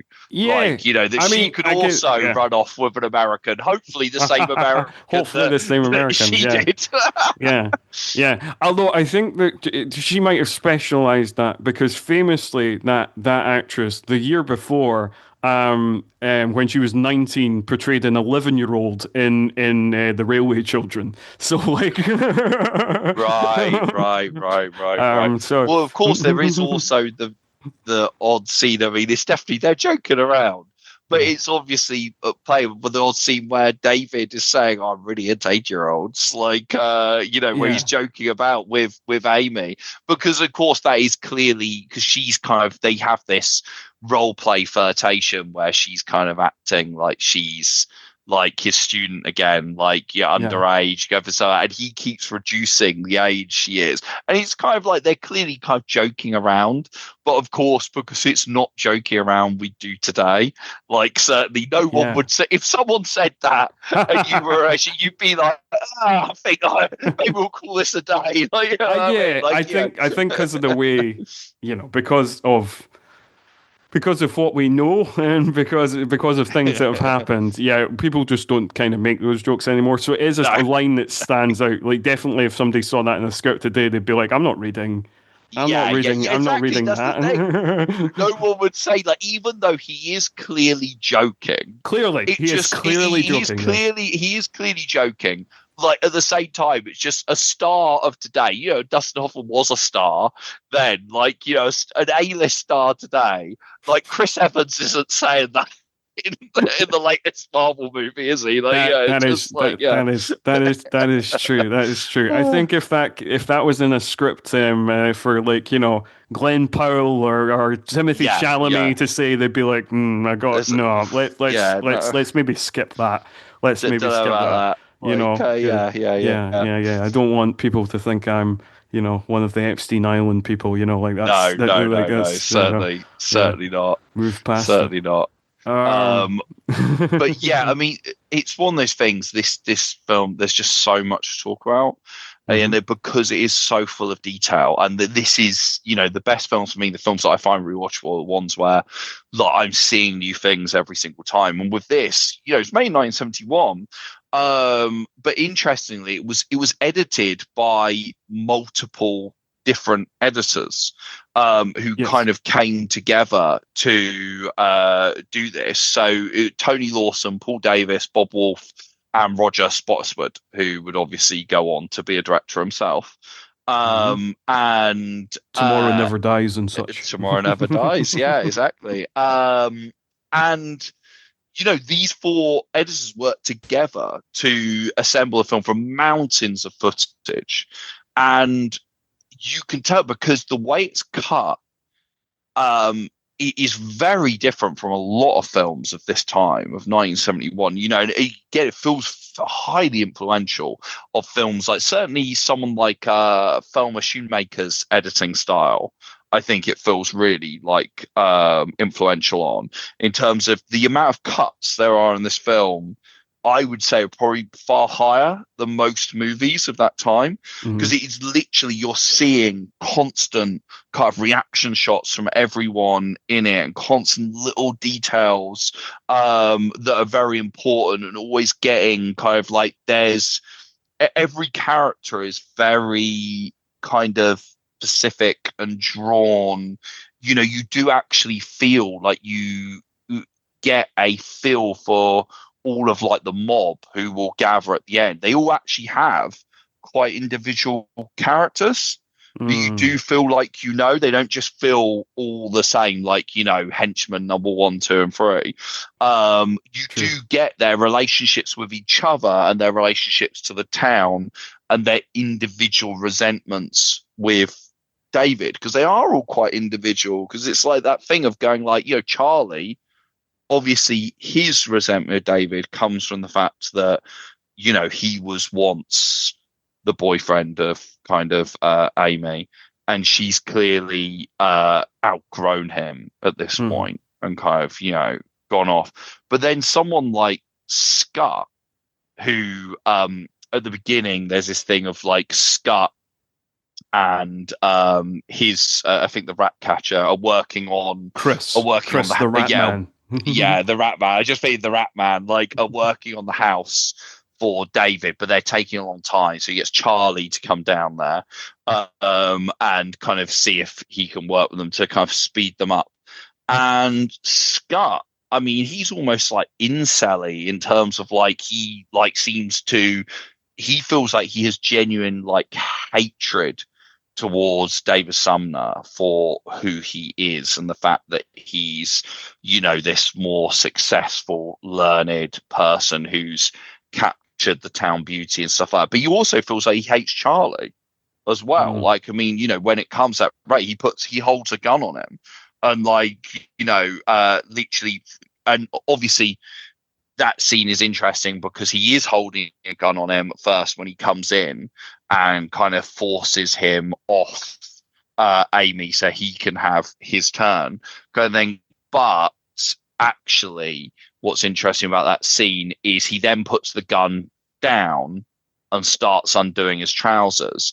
And in that moment, Charlie's a big fucking bloke. Like, it's just Yeah, I like could just punch he's a him out tough or something. Yeah. Mhm. yeah, he's a tough dude. In that moment, when he's got the gun on him, you do see why he might, because ultimately it's that thing of going like, well, if he shoots me, then he can still do whatever he wants, kind of thing. So you see why he might, in that moment, to placate him, be like, okay, yeah, I'll get off her and I think you can do what you want, kind of thing. But as soon as he puts the gun down and starts undoing his trousers, it's like he's completely vulnerable.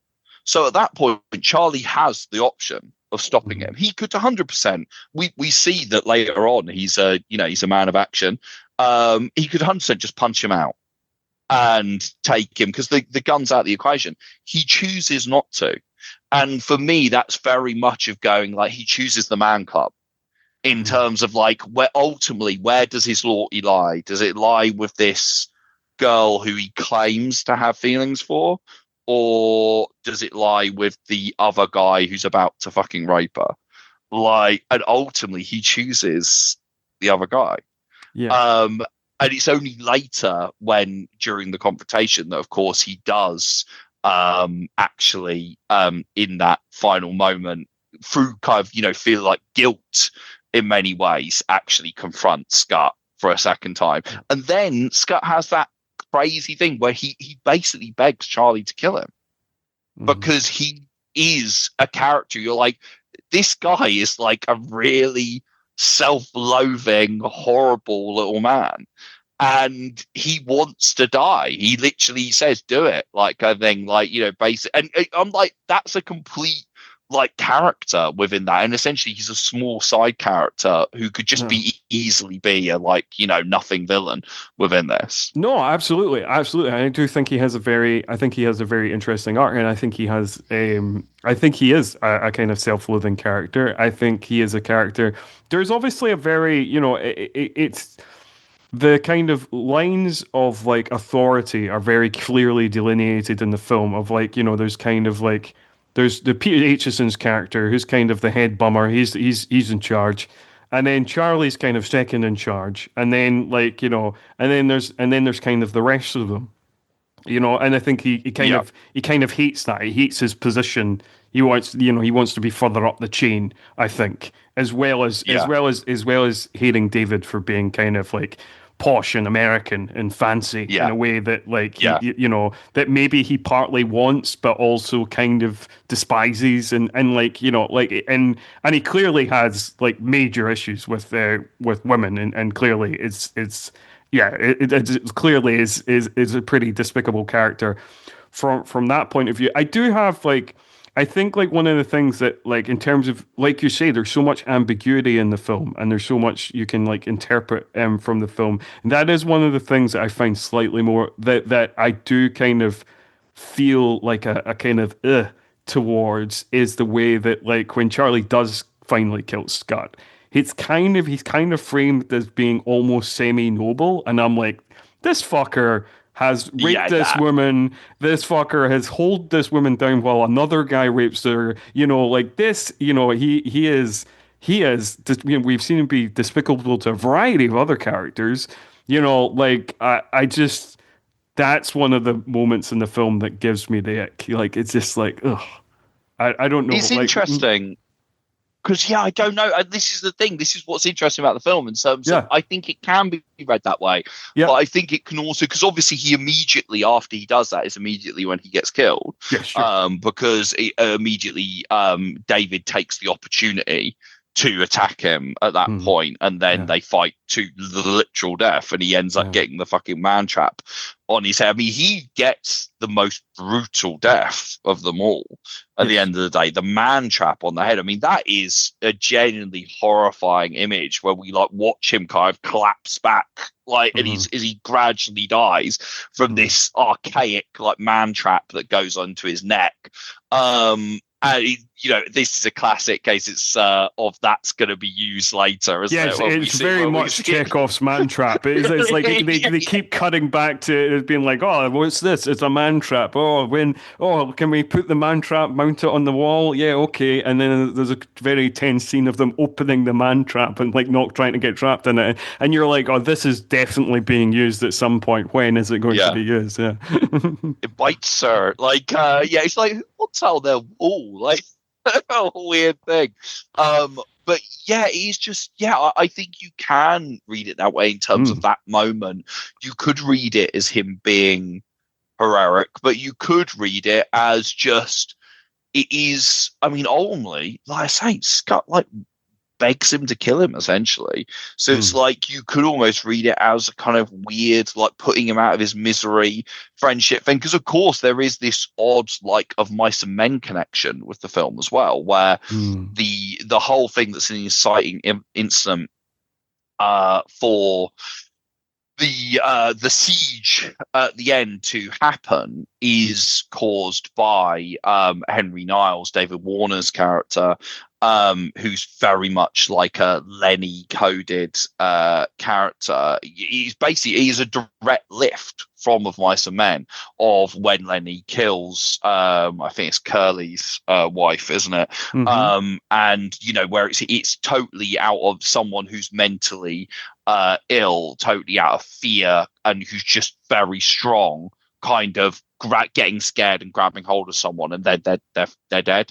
And that's how it all kind of comes out of that. And it's just it's so it kind of the way it leads to that is just it's just really interesting how that kind of happens and how that inciting incident plays into it. and his part in the final sequence where essentially like he's this kind of he's this other kind of danger that's lurking in the background of the Yeah. final scene of kind of Yeah. like, And again, Amy's yeah, right to not want him in the house because like as soon no, as like yeah. he's left alone with her, he also tries to assault her. Yeah, I mean it's one of those things. It's unclear, isn't it? That moment where he bursts out of the bathroom and he grabs her. It's not clear in terms of I don't know No, whether it's not. he's It's not actually going entirely to clear. Yeah. go assault her or whether it is another thing of he is he's clearly terrified like in Yes. terms of the whole situation in terms of what's happening because he's like childlike, isn't he? Yes. And she's obviously terrified of him, Yes. but also because she is just traumatized herself. So it's this combustible scenario where she's kind of immediately sees him screaming, he wants to make her stop, everything like that. So it's never quite clear what would have happened there. But of course, David comes in and slaps him about it. Yeah. Yeah, and it's okay. And actually, the other men who are coming are the more kind of dangerous ones, which is why, obviously we have this whole thing where Amy wants to give Niles up to them. And I think there are probably people who read this film as being like, oh, what an awful person she is, like at the end, because she wants to let these guys lynch this poor mentally ill man. Um, but actually, how I read it is just she's just completely fucking traumatized and broken, and all she sees is that if they get in that house they're just going to kill you. Like I think they're just going to literally like knock you down and kill you. But she knows what's going to happen, and she's right. If they get in that house, the bloodlust they've built up, they're not just coming for Niles. They're not just coming for him. They're all going to gang rape her. She Mm. believes that, and I think that would happen. And I think she's terrified. And ultimately, at that point, she's like, "Yeah, you know what? If they want him, like let them have him. Like I don't care. I'm in a mode where I want to protect myself at this point. I've already suffered enough. But of Mm. course he doesn't know that. Yeah, So of it course not. becomes this thing of it's another thing where you feel like he becomes disillusioned with her as a person during that sequence. Yeah, because yeah, I mean, and I think like you say, I think that makes it more interesting is the fact that like he is very judgmental about her because he is now just thought that she's like totally okay with rural mob justice, but actually like you say, I think I agree that it's just it's coming from a place of deep trauma and it's coming from a place of like not wanting to suffer further trauma. Like yeah, I totally agree, and I do. I think it like you say, I think it makes it more interesting, and I think it makes it more interesting that he's not aware of the place she's coming from. I mean, um, and yeah, I think that like, and I think it's all done. I mean, like you can take issue with a bunch of things, and like you can definitely come away with other readings from what we've been talking about. But I think most of it's done very well. Even like the Henry character, like that could have been like particularly because it's made in 1971. Yeah. Like a mentally handily character. Maybe it's not the best representation of a mentally ill Mm. character, but it's actually way better than what you would expect from 1971. And like in terms Yeah. of like David Warner's performance, it's not like a kind of caricature performance. I wouldn't say of that kind of character. I mean, it might be extreme to say it's a sensitive portrayal, but it's definitely far from the worst thing you'd see. So I think there's a lot of yeah. I think and obviously as we've discussed throughout this episode, there's a lot of ambiguity in this film. There's a lot of nuance. Some of the interpretations we've talked about are the same. Some things we've taken away very very different takes from the things.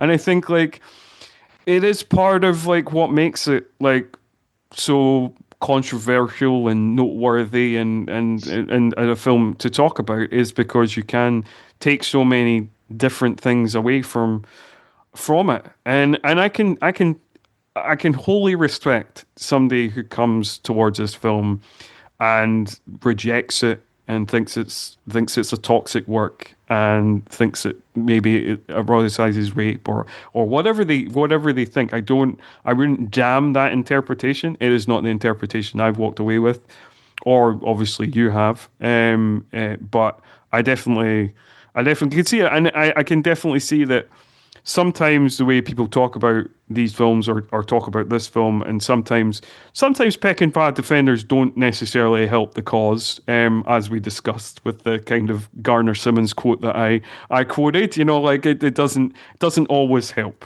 but no, I think. And it is a film that I think that we could probably talk about for many more hours and endlessly debate the different scenes and stuff. But I think we are kind of coming towards the end of our conversation. So I thought I'll give you the floor as this is one of your top 10 favorite films. As you are a greater Peckinpah expert than I, I'll give you the floor for final thoughts, and then I will ask my three final questions that I ask in each episode. Well, I was just going to say, obviously you're a huge action fan, like, in terms of you have a brilliant other podcast about action movies, 90s action movies, specifically. And like the last half an hour, the actual siege of Trench's Farm, as it were, like literally, it's got to be one of the greatest sustained action sequences of all time. Like it's just like, it's so insanely visceral and intense, like to a really like distressing degree. Like it is, the violence in that final sequence is some of the realest violence I think you find committed to film, and still to this day, it, like I said, like a lot of the film, it still feels impactful. Like the moment where, after he thinks he's taken everyone out, and Ridaway kind of comes back to life like some kind of, Jason Voorhees or something like that. And, Dave is just completely exhausted, just gets utterly battered. And he's got him on the stairs and he's trying to desperately crawl up the stairs. And that moment is very much like a horror movie. Yeah. And Ridaway shoves his foot, like his shoe, onto David's back that's going to stretch out and starts pulling him back, and he's going to fucking snap his spine, for fuck's sake. And it is like horrifying violence. It's not incredibly bloody or gory, but it feels it has an ugly impact to it, which is just, every moment in that far sequence feels real. The people attacking his home feel like real people, because I love the fact they're just a bunch of drunken fucking yobs. Mm-hmm. And like, they get distracted all the time by kind of booze, by like smashing up the what is it they smash up in the thing, not the conservatory, Oh, the kind of greenhouse thing. the greenhouse, yeah. They smash up. And They smash up his and you see greenhouse. the Rat Man in that, like cycling about on those like Yeah. three-wheeler, like bikes and stuff like that. Yeah, just completely messing about and having like a fun time. They are just a bunch of like fucking little boys, but because of that, that's what makes it feel so real and scary, because you're just like, these guys are just so far gone because of booze and everything. Like, when they literally, rather than searching for the kid, go to the pub and get pissed, and when they leave, they're like, a bottle, another. Literally, they're taking these bottles of booze to get completely like pissed up. They're just out of control. And even, I think a good example of that is like the one sign of town authority, the major, who we've seen all the way through the film pop up like every so often, things threatening to go a bit mad, and then the major's there is like, now come on, Tom, like I think, like, he's got real authority to him. And this, even though he's got like one of his arms is like in a sling and stuff, like he's kind of like incapacitated, and yet he seems to have complete authority. People seem to be fearful of him and have authority. And it comes down to that brilliant confrontation between him and Tom. Like they're basically, they're essentially the two big men of the town, aren't they? In terms of like, Yes. he's the authority figure who's kind of thing. You feel they've been like warring for dominance for years, and Tom's like, he's a fucking. Well, he says he's never worked a day in his life. He's a vagrant, like essentially, but he's this old school, grizzled, tough guy who's everyone's scared of. And that when he kills the major by mistake, Hmm. that's when oh fuck, because that cut to inside the house and David turns around like, and there's that amazing camera movement inside. That's the moment where he goes, oh fuck, that's it, no one's coming to help us, like Yes, no, this is it, that's like I it. The, think, the like, yeah, only sense of authority has been taken out, and like you say, yeah, I think you get that very much impression from the very first time you meet Peter Aitchison's character in the pub, and he's kind of, he's offering to buy David cigarettes to act like the big man, and all this thing, and it's last orders, but he wants one last drink, so he gets one last drink from behind the bar, and it very much feels from that very scene that the only thing keeping him in check is this character, the Major, who, like yeah, you say, apparently that was complete happenstance. Apparently, the reason the guy's arm is in a sling is because he had like an injury before shooting, mm, like it dislocated his shoulder or something. And then they were just like, "Oh, we'll just roll with it, and we'll just have your character be in a sling." yeah, but it really So, works because I actually think like which is funny. it makes it seem like he has more authority, Yeah, because you're like, the fact that he's incapacitated and yet still everyone people, seems to people, respect him. people that do what he says. Yeah, Yeah, yeah, you're like, yeah, oh shit, yeah, okay, like, could they? And Peter Vaughan, who plays Tom, yeah, like, literally, he's, because obviously the thing funny, I mean, he's been loads of things, Peter Vaughan, yeah. but the thing that he's kind of in my head most well known for is like Grouty in Yeah, in Porridge. Porridge. Yeah, yeah. Yeah, yeah, yeah. He's I kind know of he's in like, like Game of Thrones and stuff, so internationally people might know him yeah, more for that. But yes, but like yeah, but yes, in my head because I grew up with like yeah BBC yeah. sitcoms and stuff like that. So yes, Grouty and Porridge is what I most remember him from as well. Yes. Yeah, yeah, to UK audiences, Grouty and Porridge, where he was essentially, Porridge is a sitcom set in a prison, and he was essentially the guy, big man in prison, Yes. the guy kind Yes. of running the show. Yes. Yeah. And so he's weird. I grew up with Porridge, so when I saw him in this, it's like you already have that vision of him like having that kind of fear and respect, so it kind of Yeah. really fits. But at the same time, he's not like in other things I've seen him in, he's not that big a guy. But in this, it's almost like it's the Catherine Kaywood effect, where they put Sarah Lancashire under tons of layers in Yeah. Happy Yeah. Yeah. Valley that Yeah. Yeah. make her look like massive kind of thing. Like, it's similar where they've put all this like, huge jacket on him and stuff like that, and he looks really like big and imposing. Yeah, no, Like, I know what you mean because, like you say, I've seen him in other things, and he's a relatively big guy, but he's not huge. But like in this film, yeah, he's like he is he like looks hulking. yeah, he looks like this is a weird reference for this podcast. Who my audience is like 60% Americans, so they're not going to get this. They might get this if they, but anyway, like he looks like giant haystacks in this movie. That's Yes. Yeah. Yeah, yeah, he does. He looks like an old school boxer, because that moment near the start where he has this moment in the pub where it's closing time and he wants a drink. And the poor bloody landlord in that who's town obviously what's that? been putting up with this for years. You Yeah, get that in his yeah, performance. You get that completely. he's just like resigned to. He's just like, oh, don't do this to me, Tom. Oh, Yeah. fuck. Like He wants danger money for running a pub in that yeah, town. Like, I think, yeah, yeah. like, but yeah, he's going like, I do think I should have another drink. And then eventually he just decides to pour the drink for himself. And people, I think the fact that the other blokes, the younger men like Dave and stuff like that, they try and stop him, like they try and restrain him, and he like throws them off like across the pub, and then he like literally pulls the flap up of the bar, just flings it so it smashes the glass that was underneath there, and so you just instantly go, okay, this guy's really kind of dangerous and combustible.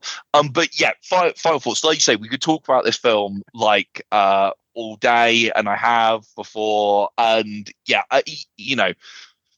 Obviously, I think it's a masterpiece. I think that it is a film that is problematic for a reason. I don't deny that. I think that people can totally make arguments against it and will. I think it is a film that people are still scared of to this day.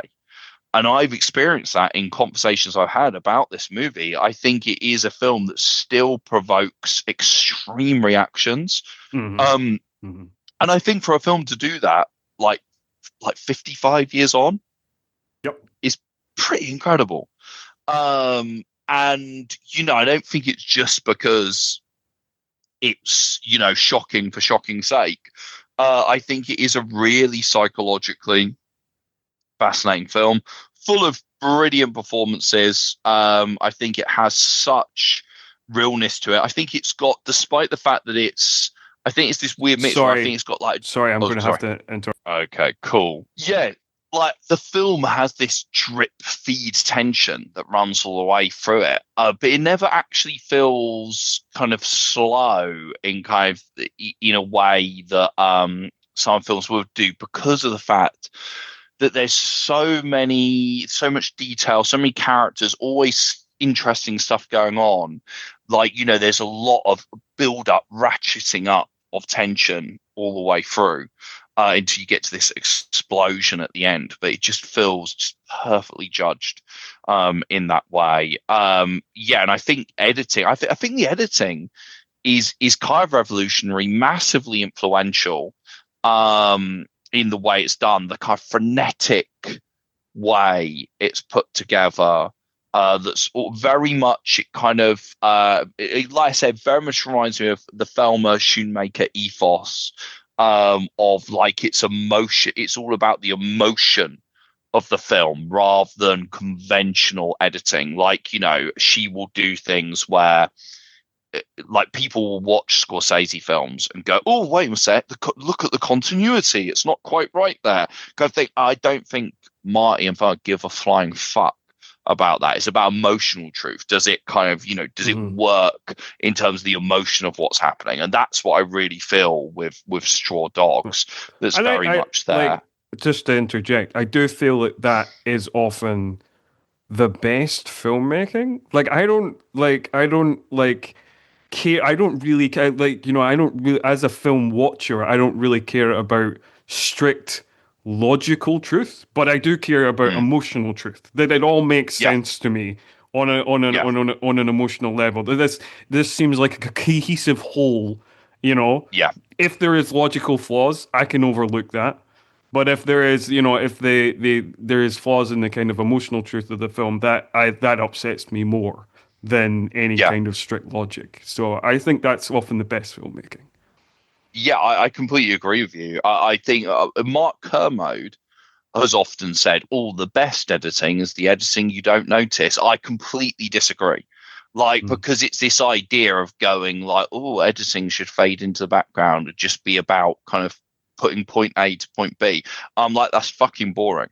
Like, the best editors are the ones for me that I do notice, where I Hmm. go, "Oh, what have you done there? Oh, that's an interesting cut." Cutting Yeah. everything like, I specialize in editing at film school, and it's that thing of going like that. I want to see the editor come out as an artist, just in the same way I do the cinematographer to Yeah. the kind of person who composed the score. Like, I want to see them as part of the filmmaking because they are. So, Actually, I think that's very that interesting. actually does remind me of something else because another common thing that people say is the best scores are the ones that fade into the background and just underscore the emotion of the movie or whatever. And I call bullshit on that because, Yeah, like Ennio Morricone is one of my favorite composers, and he absolutely yeah, doesn't do that. And I feel no, like. And like you really know, and like there's something we haven't talked about this is you do really notice Jerry Fielding's score in this movie. Like it's not it doesn't fade into the background, and mm, it stands out, and you want kind of odd beats. I don't understand that either on the editing level or the kind of musical score level. This school of thought that like the very best, the peak of that is when you don't notice it. I mean, I guess that makes sense for some movies, but like a lot of movies, you do want to notice it. You want to kind of it to add extra spice to the movie that you like go on to, you hold on to, and you kind of be like, oh, okay, that's, what is doing there? That's interesting. That it adds something. You want to notice that it adds something, don't you? I don't know. Yeah, I completely agree. Well, I'm sorry, but you look at all the most celebrated film scores, none of them were ones that are fading into the background. Hmm. Like, in terms of there is a school of scores which are more kind of like under the surface and kind of like, deeply embedded in the film. And they can be really good. Kind of like the kind of stuff that I suppose something like Social Network might fall under that a little bit, where it's kind Hmm. of like under the surface a little bit. But like, but again, you could listen to that on its own. It'd be fantastic. I just think it's just not true at all. And I know that, funny enough, I know that Quentin Tarantino doesn't like the score of this film. He loves this film. He thinks it is a masterpiece, but he doesn't like the score. And Hmm. like, I completely disagree with him, as I do Hmm. with QT about a lot of things, including his pre-election for Feet. Like literally, Jerry Fielding's score, I think, is superb. I think it's a really interesting score. And I think the way it's kind of placed on the film is really interesting. The moments where it suddenly comes in, like one of my favorites is the moment where there is that uh moment of kind of silence for a second after Charlie has killed Scott, Hmm. and then just David just takes advantage and hits Charlie, and their fight begins, and instantly the score comes in Yeah. for their final Yeah. fight, and it's so effective. Also, to talking music, the musical bagpipes thing is also very, it's like David's war music, like, Yeah. it's like, because he puts it on to, because earlier on when he puts it on, he's putting it on to piss Amy off and piss everyone off. He's like, Piss everyone off. He's it trolling the is like Reverend. He's like yeah, he's like, because obviously, I mean, it's not. I don't think it's explicitly stated he's an atheist, but like I don't know, yeah, like he's clearly non-committal, yeah, and he's clearly probing the Reverend. He's clearly trying to get a rise out of him. Tries to get a rise out of him with the music, and then when he's talking, he's obviously trying to kind of piss him off, like yeah. and clearly chiding him in a way that's quite childish. But like you're like, well, why are you going to this effort to kind of really troll the Reverend? But like, yeah, it's funny that it comes in there and then it comes in again at the kind of siege at the end. Yeah, and Yeah, like you he's say, going it's full almost like Richard his war music. Dawkins Yeah, towards the yeah, Reverend.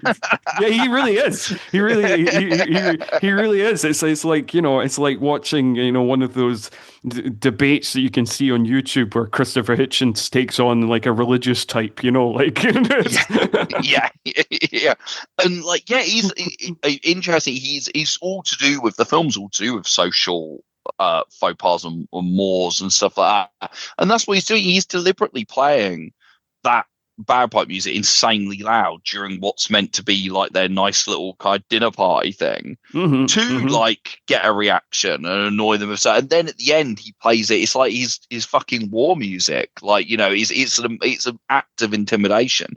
And again, he's used incredibly well. Where it's like the track comes to its end just as he's beaten the fucking rat man's brains out, and Charlie Hmm. walks in. And they're about to confront each other. And yeah, but by the way, did you know that the Rat Man is played by Jim Norton? Talk about a lot of sitcom royalty in this, who of course is Bishop Brennan and Yes, Father no, Ted. yeah, Yeah, I noticed that. Yeah. Because I was yeah, like, because I hilarious. saw his picture on IMDb, and I was like, I recognize him, and then I was like, oh, that's why I recognize him. Yeah. So like a Yeah, lot yeah, of yeah, British, yeah. and again, if not British, Irish in that case, Father Ted. So Yes. again, for American listeners, Father Ted was an Irish sitcom in the 90s, which was very popular in the UK and Ireland. Yeah. So like yeah, so a lot of Don't sitcoms. Google the co-writer. Don't Google the Like co-writer. yeah. It was written by a man called Arthur Matthews on his Yeah, own. yeah, yeah, yeah. He's on his own. Don't need to know about anyone else. But yeah, but he's. I mean, Jim Norton's great as the Rat Man because he's Yeah, genuinely weird. Like the whole thing, the way he kind of like when you constantly hear him through the phone, so you go, like yeah, yeah. like he's laughing. It's really kind of like, oh, he's horrible, like revolting little man. Get away, Yeah, no, like it's really, and there's something really disturbing about him, like riding that fucking tricycle. yeah, yeah, yeah, just yeah. really creepy imagery. Yeah, of this It's that. not a Yeah, Batman villain. he is like a The Rat Batman Man, villain. like Yeah, he is. And he's the way he's yeah, he kind of is, and he even kind of acts like that. He's throwing rats in the window. And he's like, yeah. and the way he kind of cacklingly goes, "I breed them as well. I don't just kill them." And you're like, "Fucking get away from me, man! What the fuck is this?" I find it hilarious when he tries to make a little connection with David earlier on, when he's just like, "Oh, sir, I love rats because they gives me my job." Like, David's just like, "What the fuck? Get away from me, you Please weirdo!" get back in your But van, thank you. yeah, like obviously, I adore this film. I understand that some people won't, but I would say, look, if you haven't seen it, see it, but brace yourself and Mm. imagine all the trigger warnings that you possibly can before Yes. going into it. Don't watch it if you think it's gonna traumatize you because of the subjects we've talked about it. Don't watch it because it probably will. And Absolutely, absolutely. It we is. don't It want is. that to That happen. sequence. That sequence is deeply, deeply disturbing. Even if Yeah. you interpret it in the way we've Yes. interpreted it's in a way that's less super problematic than the people that truly, Mm, truly mm, despise this movie. It's still a very, very hard to watch, very disturbing. Even it loses nothing of its power in 55 yeah. years. It's still incredibly difficult, to watch. Mm, It's very strong stuff, and so yes, definitely going with that warning. But I would also say, I think part of the movie's reputation, part of its problematicness, which I think is entirely fair on some level, but I think partly the way it gets that reputation is, and the way it's interpreted so negatively sometimes, I think does sometimes come from its defenders, and I think sometimes it comes from the movies that it influenced. And mm, mm. the movie that's influenced it later, like we're talking about the kind of Deshwith thing, which are like like way more troubling and way more coming from a kind of very, very misogynistic, very fascistic place. Mm. And it's not that. I can see why it might have inspired that, and I can see where the you can draw the line, and I can see why you would still find this very, very troubling and not be as open-minded to the film as we have been in this conversation. But I would say that as well. The part of the conversation of it is surrounded by the other things that came after as well. Yeah, 100%. So, yeah, I think that kind of, I mean, like it, I think it kind of brings the conversation to the end, as you can obviously tell by listening to this. Obviously, we could all probably have atomized each and every frame of this film, Yeah, and yeah, the podcast could probably be 5.5 hours long. But we're not going to make it 5.5 hours long. We're going to leave the conversation there. For now, I'm sure maybe I'll talk about this film again someday, or I'm sure you will write about it again someday. Who knows? yeah. Yeah, it comes down to the final three questions. So, you said that you've listened to the podcast before, so you'll be aware of the final three questions. Which first question is, in terms of the violence of the film, where would you rank this on the Bloody Sam scale? One being Bloodless Sam, five being Bloodiest Sam. Well, it's an interesting one, isn't it? Because it's not Bloodiest Sam, because it's not the Wild Bunch or Cross of Iron Hmm. kind of thing in terms of being bloody and gory. But I would say the violence hits harder than any of his other films. So I would Hmm. say it is a 10 on the sense of, because I think if you look at his reputation as Bloody Sam, I still think this film has a huge. I think the films that have a huge amount to do are The Wild Bunch and this. Yeah. I think in a way, this is the kind of movie that makes you think it's way, way more violent and bloodier than it actually is Yeah. because of the impact of the violence. So I think it is still 10 out of 10 worthy in that arena. Yeah, no, I agree. Because like I think that of the films that I've seen so far in Peckinpah's filmography, I think this is by far the most oppressive film. There's a constant Yeah. threat of violence in every frame of this movie, and I Mm, think that is unsettling.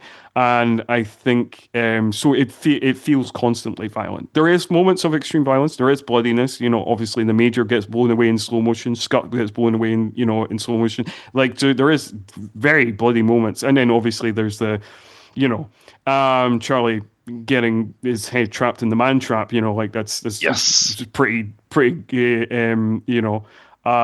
stuff. So no, Again, I no agree. blood though. No blood. No blood, Like, no blood, no yeah, blood. no, But I no think bloods. Yeah. again, like with the, what you were talking about with the editing, I think it's like the classic kind of Texas Chainsaw Massacre thing where you just think you're seeing all sorts of blood and gore and Mm, viscera, mm, mm, that you're not actually seeing. Like, again, I think it's one of those cases, and I would agree with you that like the way I didn't say, but I would agree that what you were saying earlier about the way it's edited. I think that is very interesting, and I think it does make it look like a very like if you showed this to somebody cold and didn't tell them it was from 1971, I think they might assume it's from later in the 70s because it does, like you say, it kind of has that vibe mm. of like a later 70s movie. Okay, so we've agreed on that. So, question number two is the kind of nihilism scale or the Nietzsche scale. So, like, one would be everything's fine and dandy, two would be everything's bleak as all hell. No, not two, five. Five. That would be the end of the scale. Well, I mean, this is an 11 Yeah, this is. on that scale. Like, yeah, like Yeah, literally, this yeah, is one of the most yeah, nihilistic yeah, kind of films you'll ever see. yeah. And I'm someone who's not actually a huge fan, funny enough, huge fan of nihilistic films, but this one does work for me very, very well. And maybe it's just I'm just like, if I'm gonna have a nihilistic film, it's got to be the most nihilistic film.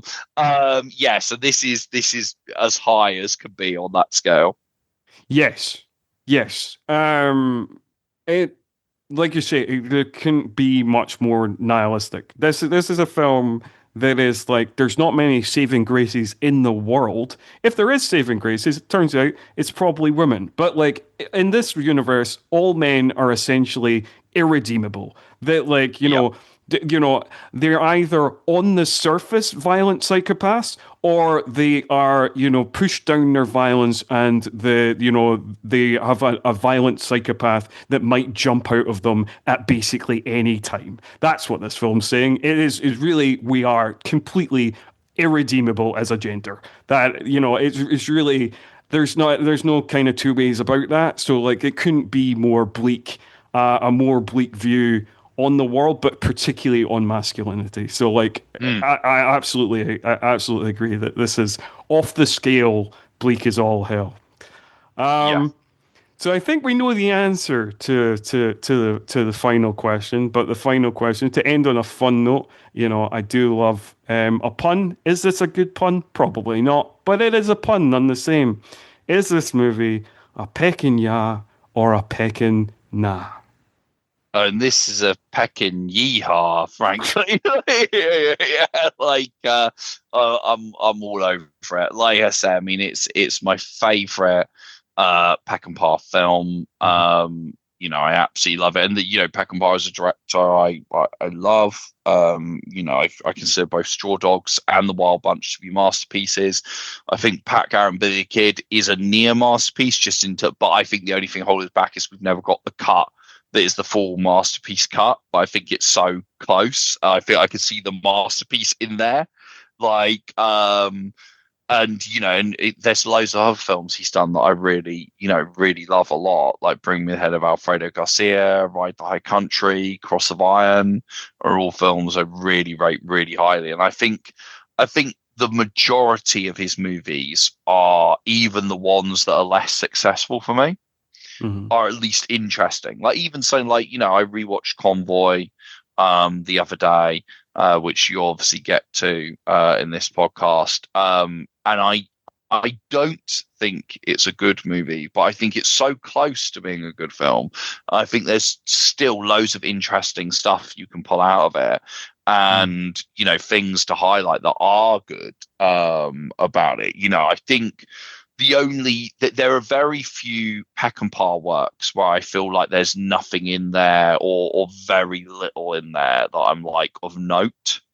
Mm. So yeah, and I've seen beyond his kind of directorial films. Like, I've seen films where he just wrote the script, or I've seen some of his TV work, like Hmm. Noon Wine, the play did, or The Rifleman, or The Westerner, which were two TV shows he created, Hmm. Hmm. as well. And they've all got really interesting stuff within them. Mm-hmm. Yeah, I mean, like, there's nothing. I mean, like, obviously, going on this journey. There's some I've seen before, there's some I hadn't seen before. But even my least favorite film of the ones we've done so far, The Deadly Companions, there's like Yeah, little germs of things that would come later. And there's yeah, like little moments of interest that are kind of like, oh, okay, I can kind of see, yeah, his fascinations were always his fascinations. And, like that kind of study of masculinity and masculine codes and the kind of the death of the West thing and like the all that's kind of bubbling under the surface there. So like yeah, so even that wasn't a complete write-off, even though I think it's quite a boring film. mm, But like there's still little moments. So like and I'll be fascinated to see the ones I have not seen. And talking about the ones I have not seen, I've not seen what will be next month's episode, which will be I'll be covering Junior Bonner again, a very different type of film. We've gone very dark, very light, very dark, then very light again in this kind of odd sequence of The Wild Bunch, The Ballad of Cable Hogue, this movie, and then Junior Bonner, which is, I guess, you need a palate cleanser after you've done something this bleak and distressing. Yeah. So it just leaves me to thank you very much, Liam, for coming on this episode. As we've got to the end of the episode, I guess I can admit that I was a little intimidated in this conversation, coming into this conversation, because I thought I thought because I felt a little unsure of myself, and because I'm not the same Peckinpah expert you are. I'm not the same Peckinpah expert your co-host is either. So these two conversations a little bit intimidated that I would not be able to go toe to toe. So I hope that I was able to be as good a part of the conversation as the many excellent points that you made. But thank you very much for coming on this episode and extolling the virtues of straw dogs. And yeah, just promote and plug your podcast if you want. Oh yeah, no, it's been an absolute pleasure, and yeah, I mean, no reason to be intimidated. You're the one hosting a Pack a Bar podcast, not me. At the end of the day, it's been a great conversation. I feel like we could probably chat all night, and that's part of the problem. So, yeah, you can find me at Spotlight Pod on all the social medias. Blue Sky, it's something different, but type in Spotlight and you'll find it. And yeah, we've got episodes coming up on we're going to do Starfleet Academy. We're going to do the Khan podcast Mm. series. We're going to do an episode on that. We've got a bunch of ideas and things, special episodes coming up to celebrate 60th anniversary of Star Trek. and also our 10th anniversary as well. Won't reveal what those are just yet, but there is a bunch of stuff planned. We were at one point going to go to Las Vegas, the Star Trek celebration, but the fact that the current person is in power has kind of stopped that. Of So course. you know, Mm. so there we are. But we've got plenty of other plans for it. So yeah, if you're interested in Star Trek or just anything else really, because we've covered loads of different movies and TV shows that have got nothing to do with Star Trek apart from a particular actor or director or whatever the case, then yeah, come and check it out. Or if you're looking, I would say, if you're looking to get into Star Trek, try to find Mm. a way in, then we're the perfect podcast for you. Which I think a lot of people with something like that, a franchise like Star Trek, is incredibly intimidating because there's so much of it. So Mm. if you are looking for a way in, we're the podcast journey for you to go on. Excellent, excellent. So I recommend everybody jump on that, listen to that, and just leaves me to thank everybody for checking out this latest episode of Bloody Sam, a Peckinpah fan podcast. And as I just mentioned, next month we will be covering Junior Bonner. I'm interested and intrigued to check out that film, which I've not seen previously. But that's the end for this one. And until then, no, see ya.